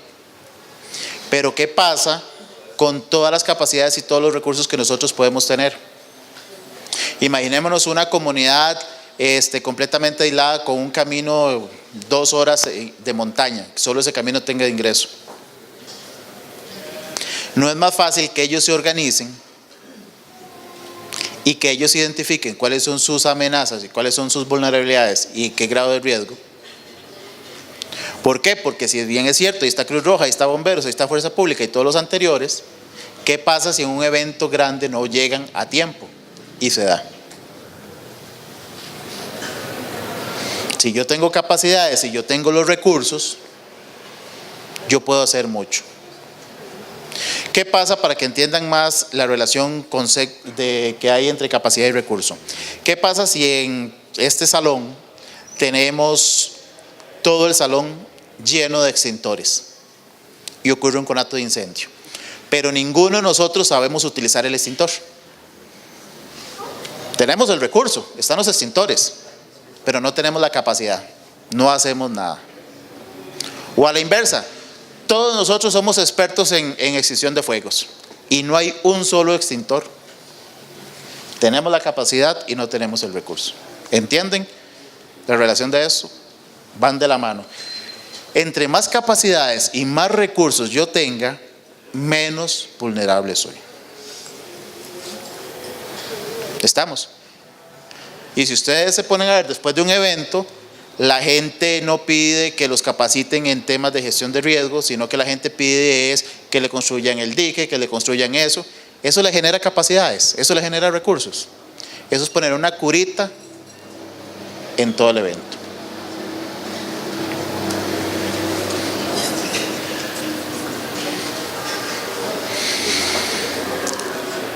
¿Qué es gestión de riesgo entonces? ¿Qué entendemos por gestión de riesgo? O ya no entendemos nada, ya enredé demasiado. No, sería como la forma en que tomamos todos los aspectos de vulnerabilidad y buscamos la forma de poder crear fortalezas para poder tener prevenciones contra esas vulnerabilidades. Ok. Buscar soluciones inmediatas, obviamente no vamos a evitar que el temblor deje de pasar. Los temblores ahí van a estar. Entonces es la forma de, si no podemos detenerlos, por lo menos prevenir que la vulnerabilidad se convierta en algo un poco más grande. Ok, muy bien. Dicho de otra manera, la gestión de riesgo es un proceso que nos involucra a todos y nos ayuda o nos lleva a disminuir la vulnerabilidad.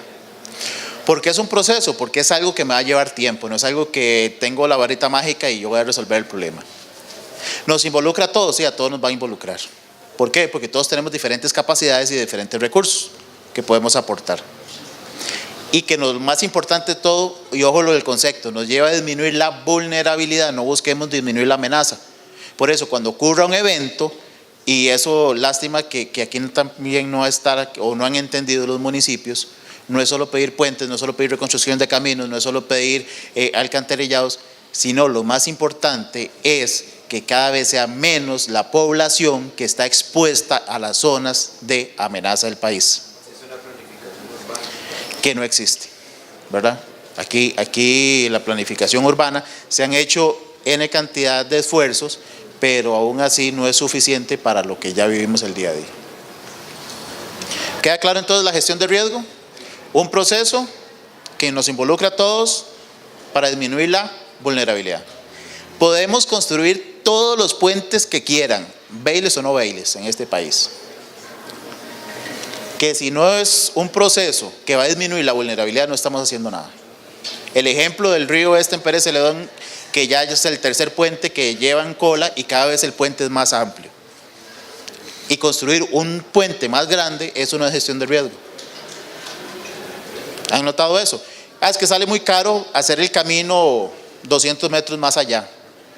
Pero no sale más caro todos los años en época lluviosa estar cambiando el puente, ¿verdad? Entonces, entienden la importancia, el porqué de estos conceptos, el por qué es tan importante entender qué es vulnerabilidad, no solo para que periodísticamente no digan, desastres naturales, sino entender que el concepto de vulnerabilidad es que realmente me va a disminuir a mí ese riesgo. Y no es la amenaza, que lo que acostumbramos, claro, lamentablemente eso es lo que vende, la amenaza, ¿verdad? Entonces, ahí es donde invertimos, no botamos la plata, eso no es ninguna inversión. Y la vulnerabilidad, que es la población que todos los años crece, y si no, vayan a Parrita y vean los permisos de construcción, vayan a Quixabola, vean los permisos de construcción, vayan a Opala y vean los permisos de construcción. Por ahí un señor exministro decía, es que el problema es que cómo es posible que la comisión no dé permiso para que compremos un lote para hacer viviendas. Ya dije, ministro, hasta qué era. Si ese lote está a 100 metros del río, ahí no va a pasar nada. Y en ese lote, para Opala anduvo el agua para arriba y para abajo cuantas veces quiso, ¿verdad? Entonces no es entrabar procesos, realmente es hacer las cosas como se deben. Y si no, hay un montón de instituciones que han comprado lotes y felicidades, van con deslizamientos, van con inundaciones, van con un montón de cosas. Y ustedes saben cuáles son.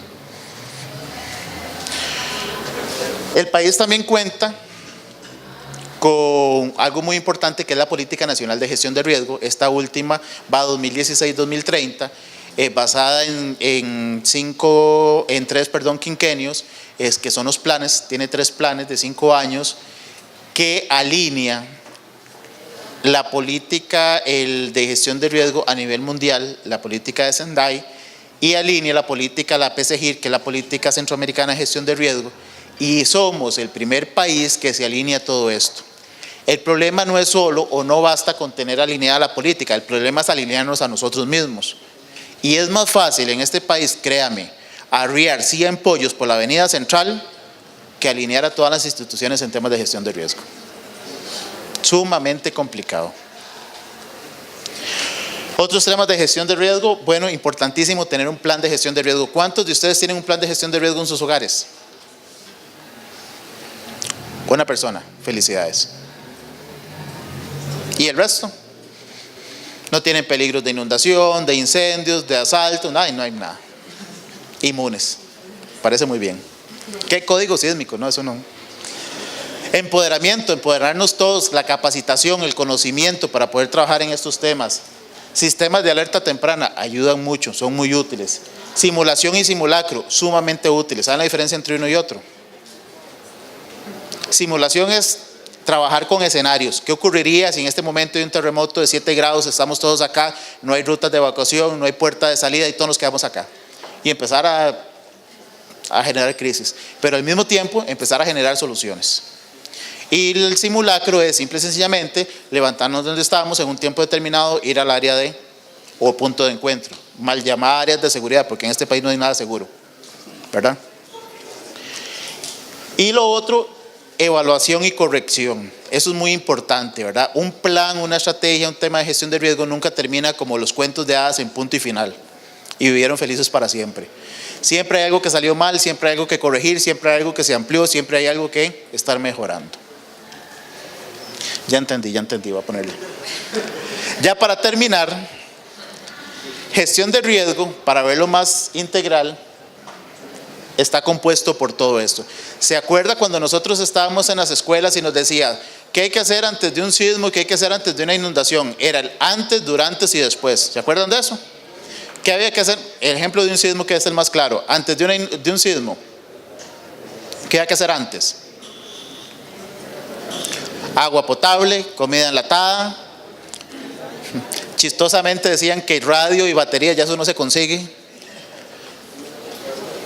¿Ustedes creen que eso es gestión de riesgo? ¿Dónde está la capacitación? ¿Dónde está la preparación? ¿Dónde están los planes de evacuación? ¿Dónde está el plan de gestión de riesgo? De eso nunca se mencionaba. Estábamos trabajando solo en la respuesta. ¿Y todo lo que está aquí arriba? La prevención, la mitigación. Es por eso que desde las escuelas nos mal acostumbraron a pedir puentes, a canalizar ríos, a pedir caminos, a poner curitas y realmente no hacer la gestión de riesgo como tal. ¿Qué está en prevención? Todo lo que podamos hacer un día como hoy antes de que las cosas ocurran. Capacitarnos, prepararnos, hacer planes de evacuación. Mitigación.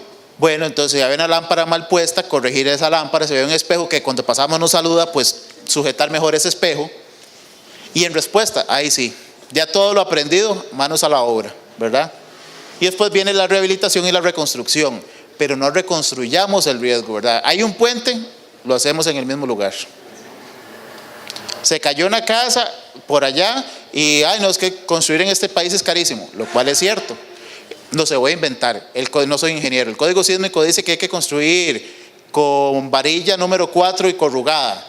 No, eso sale carísimo. Véndame que varilla número 1 y lisa, más barato. Con cemento relleno hasta la mitad. No, eso sale carísimo. Con cemento y bloque corriente y sin relleno. Se viene el primer sismo, se raja toda la pared. Lo primero que dice, este cochino que me hizo esta casa, vea qué cochinada lo que me hizo. Porque la culpa es de todos los demás, menos de nosotros.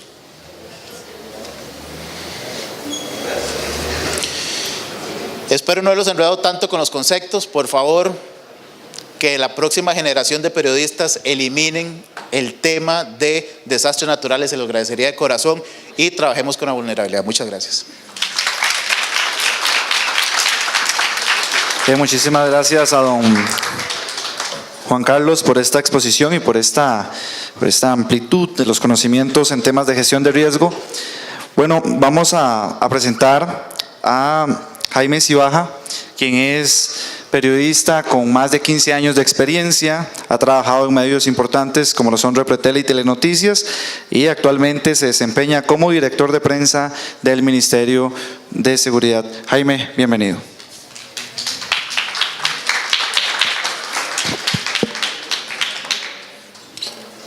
Hola, muy buenas noches a todos. Espero hablarles rapidito y todo para que no se duerman.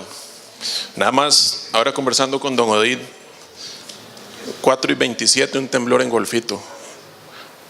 7:24, perdón, de 4.7 en Golfito. Eso demuestra mucho de lo que don Guillermo y ellos estaban hablando ahora hace un ratito, de que en este país puede ocurrir cualquier situación en cualquier momento, ¿verdad?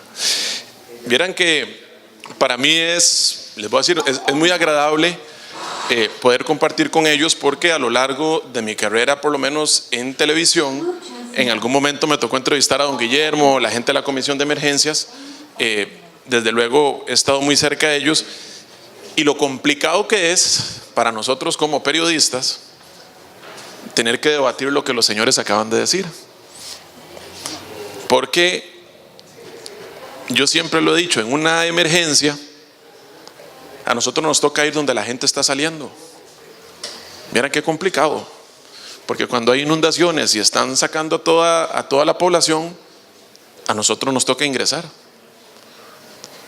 O cuando el volcán Turrialba está en una actividad y nos toca a nosotros, está complicado. Voy a aprovechar para que nada más vean, desde luego ya pasaron los años, ya eché barba, ya estoy más arrugado y todo, no es lo mismo que acaban de ver ahí, pero voy a aprovechar para que vean. Siempre es importante, cuando nosotros tengamos que comunicar, también tenemos un grado de responsabilidad.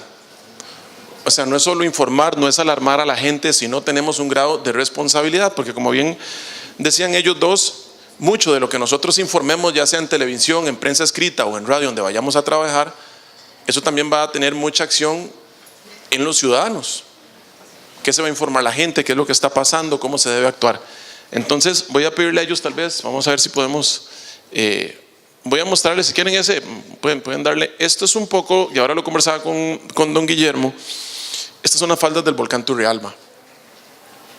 Y los que ya tenemos algunos años de estar en esto, nosotros logramos observar cómo todo esto fue cambiando. Vean la ceniza, los pastos, y esto es muy importante. Esto fue cuando ocurrieron las primeras caídas de ceniza, y lo conversábamos ahora, cuando empezaron las lluvias. Toda esta ceniza bajaba por los ríos ahí en el sector de Turrialba. Y me tocó salir en carrera un sábado porque la gente estaba como si fuera un centro turístico, eso, todo el mundo bañándose en los ríos, con el riesgo de una cabeza de agua, con el riesgo que podía tener para la salud incluso las personas alérgicas el tema de la ceniza. Pero vieran qué impresionante llegar el fin de semana al río, ahí bajando para Santa Cruz en Turrialba, y ver a la gente bañándose ahí en los ríos porque bajaba la ceniza, claro, con un gran riesgo de todo lo que había arriba. Esto es muy importante. Esto es un sector que se llama La Central, y ahora ellos lo conversaban mucho. Cuando inició la actividad del volcán Turrialba, la prensa, los periodistas teníamos la posibilidad de llegar hasta ese punto, pero conforme se fue aumentando la actividad, ahora no nos dejan ni llegar. ¿Cuánto estamos? Como 10 kilómetros. Hay un perímetro más o menos que tienen del volcán Turrialba. Hay un perímetro que lo ampliaron y la prensa ya no llega ahí. ¿Cuánto está, don Guillermo, más o menos? Ahora está a 3. A 3. Cuando incrementa, Sí, de 5. Entonces, digamos, a nosotros como periodistas nos toca eso. Pero ¿qué pasa si un jefe me manda a mí? Que me pasó varias veces. Entonces, bueno, ahí viene el tema complicado con ellos, porque desde luego las instituciones están velando por la seguridad de la población, por las limitaciones que hay que tener, pero a nosotros nos toca ir. Vieran qué complicado que es eso. Y les voy a decir una cosa, por circunstancias de la vida y porque Dios así lo quiso, yo he tenido la oportunidad de trabajar 17 años en televisión, y trabajé hasta el 1 de mayo anterior, porque tengo ahora la posibilidad de ser el jefe director de Relaciones Públicas y Prensa del Ministerio de Seguridad Pública. Entonces, ahora que ya estoy del lado de las instituciones, vieran cómo me ha cambiado la visión. Pero eso, ya tengo la posibilidad de que tuve la posibilidad de estar tanto en Repretel como en Canal 7, y ahora que estoy en el ministerio, ya desde luego con el tema de perímetros, con el tema le cambia a uno mucho. Y lo hablaba con don Álvaro ahora, que ya cuando uno tiene esa posibilidad de estar en otro lado, le cambia mucho la perspectiva. Yo, como por la experiencia que tengo, sí les digo que es muy importante la capacitación, y ahora don Guillermo lo mencionaba. En tema de términos, la Comisión de Emergencia, la Universidad de Costa Rica han sacado libros con términos para todas las situaciones de terminología, en todas las coberturas, en temas de emergencia, de volcanes. Esos libros están accesibles, muchos están en la biblioteca, en la librería de la UNED. Eso pueden buscarlos, ahí están, y en la Universidad de Costa Rica también. Y vale la pena echarle una ojeadita. Hace algunos años también tuve la posibilidad, y vieran que es muy lamentable, y se los digo a ustedes que están estudiando, cuando ya uno ingresa a un medio de comunicación es muy difícil por los horarios, capacitarse, pero hay que hacerlo. Y yo una de las cosas que resalto fue un curso que dio el Opsicori hace algunos años sobre el volcán Turrialba. Y nos tocó a los que quisimos ir un sábado y un domingo. Entonces el sábado estuvimos todo el tema teórico y el domingo nos llevaron al volcán. Y vieran que, y al volcán Irazú. Entonces es aprovechar eso. Quiero mostrarles, y voy a decir, tal vez si ya podemos, René, voy a mostrarles el video del volcán Poás. A simple vista el volcán Poás luce normal desde el mirador. Sin embargo, al fondo se registran cambios que llaman la atención de los expertos.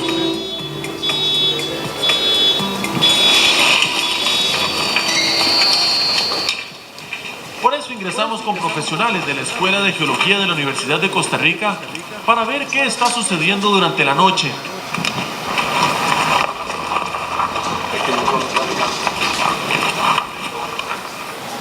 Tras bordear el cráter por más de una hora, por un sendero solo permitido para investigadores, llegamos a pocos metros de la Laguna Caliente, que registra temperaturas entre los 60 y los 150 grados. Ahí nos instalamos. A simple vista se observa el azufre en el lago, mientras que con la utilización de una cámara infrarroja se aprecia la temperatura y cómo se desplaza. Desde el 2005 se han dado cambios importantes. El lago antes, en el 2005, alcanzó una profundidad máxima de alrededor de 55 metros. En este momento estimamos que solo faltan entre 6 y 8 metros para que el lago se termine de secar. Esto es una situación que a nosotros pues, nos llama la atención y hemos hablado con las autoridades porque es muy posible que haya un aumento en la lluvia ácida que afecte las estructuras metálicas y obviamente afecte la salud de las personas. La noche fue cayendo y la luna iluminó el cráter del volcán Poás para dejar al descubierto un fenómeno que está ocurriendo desde hace aproximadamente un mes. Se trata de incandescencia.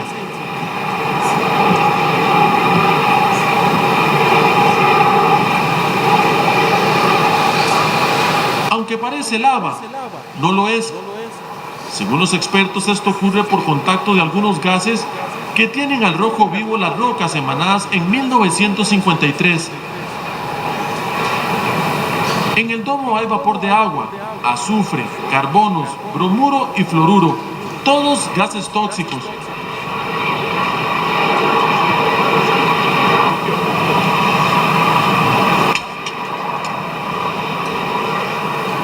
En este caso, en el volcán Poás, desde más o menos julio, es más o menos las estimaciones y los estudios que tenemos, hemos visto que esta incandescencia empezó, es decir, acá en la zona del domo del cráter, lo que ven detrás mío, prácticamente se está dando entre las grietas de las rocas, es como la palabra lo dice, una incandescencia en esas grietas.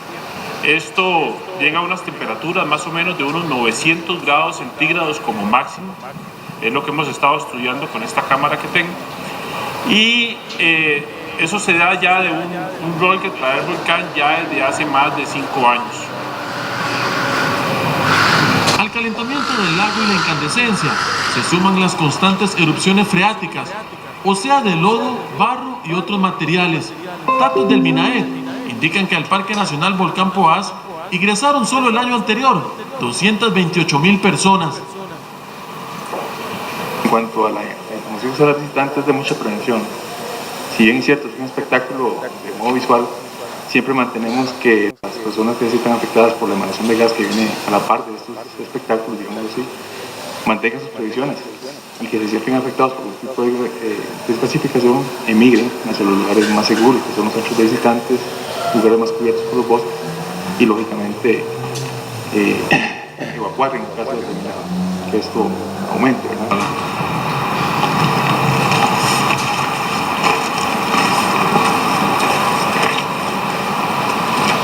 La majestuosidad del volcán Poás durante la noche está restringida y según recomendación de los expertos debe mantenerse así por seguridad de las personas, ya que una variación de los vientos podría afectar a los turistas.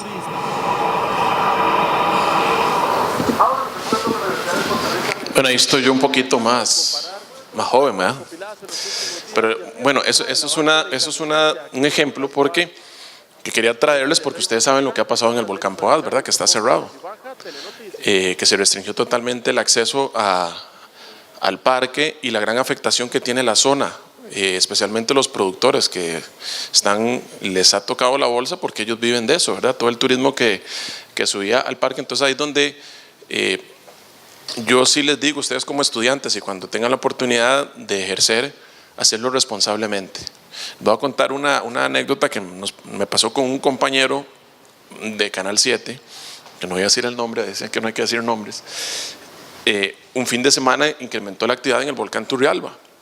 Entonces todo el mundo, reitero, y los periodistas íbamos para arriba, ¿verdad? Sacan a todo el mundo, hasta las vacas, y nosotros vamos para arriba. Entonces fue tanta la presión que hacíamos los medios de comunicación para que nos dejaran entrar al sector de la central, que fue el que vimos anteriormente, donde estaba la Cruz Roja. Entonces, bueno, la gente de la Comisión Nacional de Emergencias toma la decisión de que, ok, vamos a dejar subir los 5 medios de comunicación que estaban ahí. Entonces, la comisión pone los vehículos, monta un periodista y un camarógrafo de cada medio y suben al sector de la central, que está ahí donde se ve. Pero cuando van a regresar se perdió el equipo de Canal 7. ¿A dónde estaba? ¿Y saben qué hizo el colega? Y el camarógrafo se acostaron en el potrero para que no los vieran y ahí se quedaron.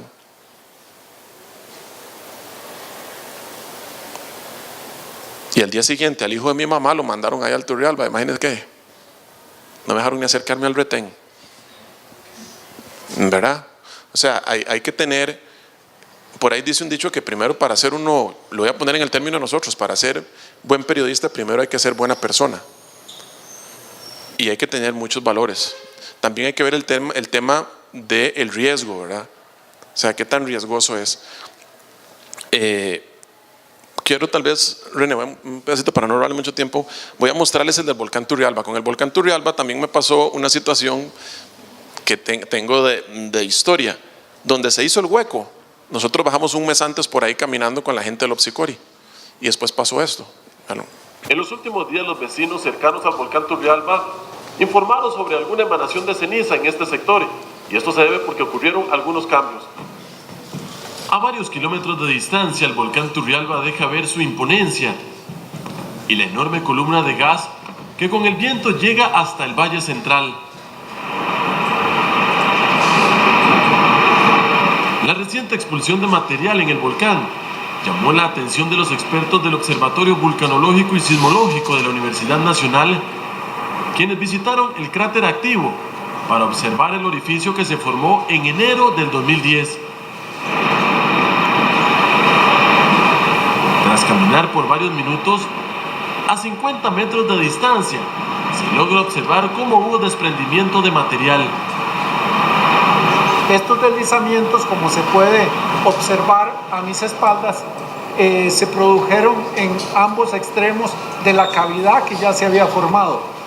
En el extremo suroeste, en la parte donde se aprecia las fumarolas blancas a mi izquierda, pues se pueden notar algunos desprendimientos que van a caer a la parte más profunda de la cavidad. Esa cavidad efectivamente es la que logra emitir o eyectar esos materiales y lanzarlos a gran distancia. Por este orificio, que actualmente mide unos 60 metros por 30, sale la columna de gas o pluma, compuesta de dióxido de azufre, hidróxido de sulfuro y dióxido de carbono, entre otros.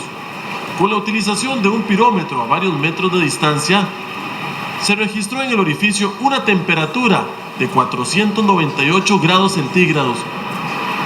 Su actividad produce el ruido similar al de una turbina de avión. Según los expertos, la actividad del Turrialba se cataloga como normal. Aseguran que en cualquier momento podría darse otra erupción de material, ya que mucho está por caer al hueco. Incluso la sismicidad no registra un incremento. Esto es una muestra seca del material más grueso. No encontramos material más grueso que este. Oscila entre pocos milímetros hasta algunos centímetros. y esto recorrió en el primer punto por lo menos 200 metros. Después tenemos una muestra más fina después de esos 200 metros que pudimos colectarla en seco gracias a este dispositivo que estaba ahí sin intención. Actualmente el Parque Nacional Volcán Turrialba permanece cerrado a los turistas. Las autoridades esperan poder reunirnos los próximos meses. Bueno, esas son unas informaciones que, desde luego, como ven, ya tienen algunos añitos, ¿verdad? No son recientes. Y la actividad en los dos volcanes, en los dos volcanes aumentó, al punto de que los dos están cerrados, no hay acceso a los turistas. Y les mostraba mucho esto porque también tenemos la labor de informar. Eso es a fin de cuentas lo que se está estudiando, ¿verdad? Finalmente, yo no les quiero robar más tiempo, quiero decirles que aprovechen mucho el tema de la comunicación digital. Ahora muchas de estas cosas, las redes sociales, se está informando mucho de esta situación, y quiero nada más, regálenme un momentito para mostrarles esto, porque quiero nada más decirles de tema de anécdota y que vincula también a la Comisión Nacional de Emergencias. Vean este video. Ayer logré sacar en la noche un poquito estas imágenes. Esto es una de las tantas emergencias que ha ocurrido en el sector del Caribe. Tal vez aquí Juan Carlos se pueda ubicar un poquito. Esto es desde luego de las inundaciones en todo lo que es Limón. Ya esto era la labor de repartir los diarios. Y vieran que me hicieron un canje. Y yo les voy a decir que tal vez se vayan a enfrentar a esto, pero hay que hacerlo responsablemente. Yo me logré subir a ese helicóptero, pero me hicieron una condición, que nos llevaban para que hiciéramos tomas, pero cuando llegáramos al lugar teníamos que dejar el micrófono y la cámara a un lado para ayudar a repartir diarios. Y nos tocó hacerlo. Así lo hicimos. Ahí iba yo montado con el camarógrafo, hicimos unas tomitas, pero cuando llegamos al lugar nos tocó repartir diarios. Y esta no es la única vez que me ha pasado, porque hace muchos años hay una comunidad que se llama Portalón en Quepos, que me tocó cubrirla también. Se vino un cerro hace muchos años y el lodo llegó al nivel de los techos de las casas. Además, cuando íbamos caminando por el centro de la comunidad, solo se veían los techos de las casas porque el barro tapó todo. Y en esa oportunidad también nos tocó hacer un poco labor humanitaria y ayudar a jalar diarios creo que en uno de los ríos, porque no había paso. Para terminar, yo les digo que esto es mucha vocación. Lo que ustedes están estudiando tiene mucha responsabilidad. Aquí no hay horarios. Hay veces que sabemos a qué horas ingresamos, pero no a qué horas salimos. Pero si se hace con vocación y con responsabilidad, que es especialmente lo que yo quiero decirles con estos videos, se puede hacer mucho, se puede informar, se puede hacer cosas bien elaboradas. Y para que los caballeros que están en las instituciones, y ahora que me toca a mí este otro lado, se pueda informar a la población de manera responsable. Yo no les quiero robar más minutos por si tienen algunas preguntas para ellos o para mi persona, pero lo que les digo es que hagan esta profesión con mucha vocación, y estamos a la orden. Bien, muchas gracias a Jaime Cibaja por este importante mensaje que nos ofrece en esta actividad. Buenas noches. Para don Guillermo. Don Guillermo, usted mencionaba en los mitos de que ya no, que la gente dice que ahora tiembla más que en el pasado. Estamos de acuerdo que es un proceso de miles de años. Por ejemplo, devolvámonos cuando estaban los megacontinentes, Gondwana, Pangea, e incluso Colombia, ¿verdad? La separación de estos pues provocan grandes movimientos telúricos, ¿verdad? Con el paso de los años no es posible que tiemble más, porque estamos de acuerdo que en América Central pues se puede llegar a separar, ¿verdad? Las dos Américas, América del Norte y América del Sur. Entonces es posible que tiemble más con el paso del tiempo. No, entonces eso se sienta, porque estamos de acuerdo, y como lo reitero, es un proceso de miles de años y millones inclusive, pero ¿hace cuánto no se separan, verdad? Entonces tal vez puede ser que sí se sienta un poco más que en el pasado. Vean, desde el punto de vista de la vida de nosotros, que difícilmente alcanza más de 100 años, A eso es a lo que me refiero, digamos, al lapso de ese tiempo que es ínfimo desde el punto de vista geológico. O sea, entonces, en realidad, hay periodos donde hay un poco lo que se llaman las famosas tormentas sísmicas. Hay algunos años en que tiembla más que otros. Pero en realidad, digamos, desde el punto de vista de nuestra vida humana, que es transitoria, son escalas mínimas. Obviamente a lo largo del tiempo geológico han habido periodos en que hay mayor sismicidad o menor sismicidad. Ahora, Centroamérica se va a separar, pero ninguno lo vamos a ver. O sea, eso estamos claros. La isla del Coco va a desaparecer. Dentro de 6 millones de años la vamos a tener frente a Costa Rica. Para ese entonces ya espero que el déficit fiscal se haya resuelto. Y entonces vamos a resolver otro montón de cosas, ¿no? Pero digamos, por mientras los biólogos pues no se preocuparon mucho cuando yo le dije que la isla del Coco entre 4 millones de años se iba a sumergir. Así que por ahí tienen trabajo. Pero digamos, lo que es desde el punto, cuando yo me refiero es al periodo de vida nuestro, ¿no? Obviamente sí hay lapsos donde hay una mayor sismicidad o lo que sea, digamos. Pero en términos generales, la sismicidad es más o menos constante. Bien, ¿alguna otra consulta? Si no, para ir finalizando la actividad, ¿no? Bueno, invito al director Odis Bolandi para hacer entrega de los certificados de agradecimiento y las palabras de despedida. Bueno, agradecerles la valiosa charla que nos han brindado los 3 panelistas, cada uno con datos muy interesantes y también desde el punto de vista periodístico, ¿verdad? Y de los 2 lados de la acera, ¿verdad? Cubriendo noticias y posteriormente, digamos, ya en un órgano oficial como es trabajar en un ministerio como tal. Bueno, para la escuela es muy importante este tipo de actividades y sabemos el rato que ustedes dedican. Entonces hemos preparado un certificado en cuestión de agradecimiento y llamamos a don Guillermo Alvarado Indune para entregarle el certificado.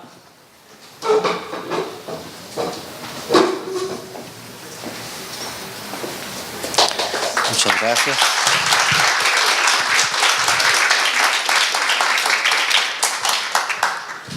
También a Juan Carlos Alfaro, ¿verdad?, de la Comisión Nacional de Emergencia.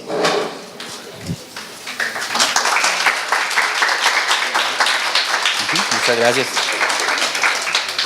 Y a don Jaime Cibaja también.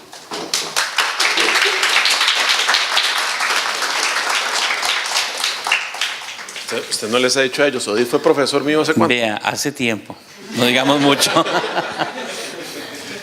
En algún momento fue alumno mío. Bueno, muchachos, agradecerles también a todos los que nos han acompañado el día de hoy. Tenemos que regresar lamentablemente a clases, tenemos algunas labores pendientes. Si quieren se toman unos minutitos, ¿verdad? Porque yo sé que no tienen receso y ya casi yo los acompaño.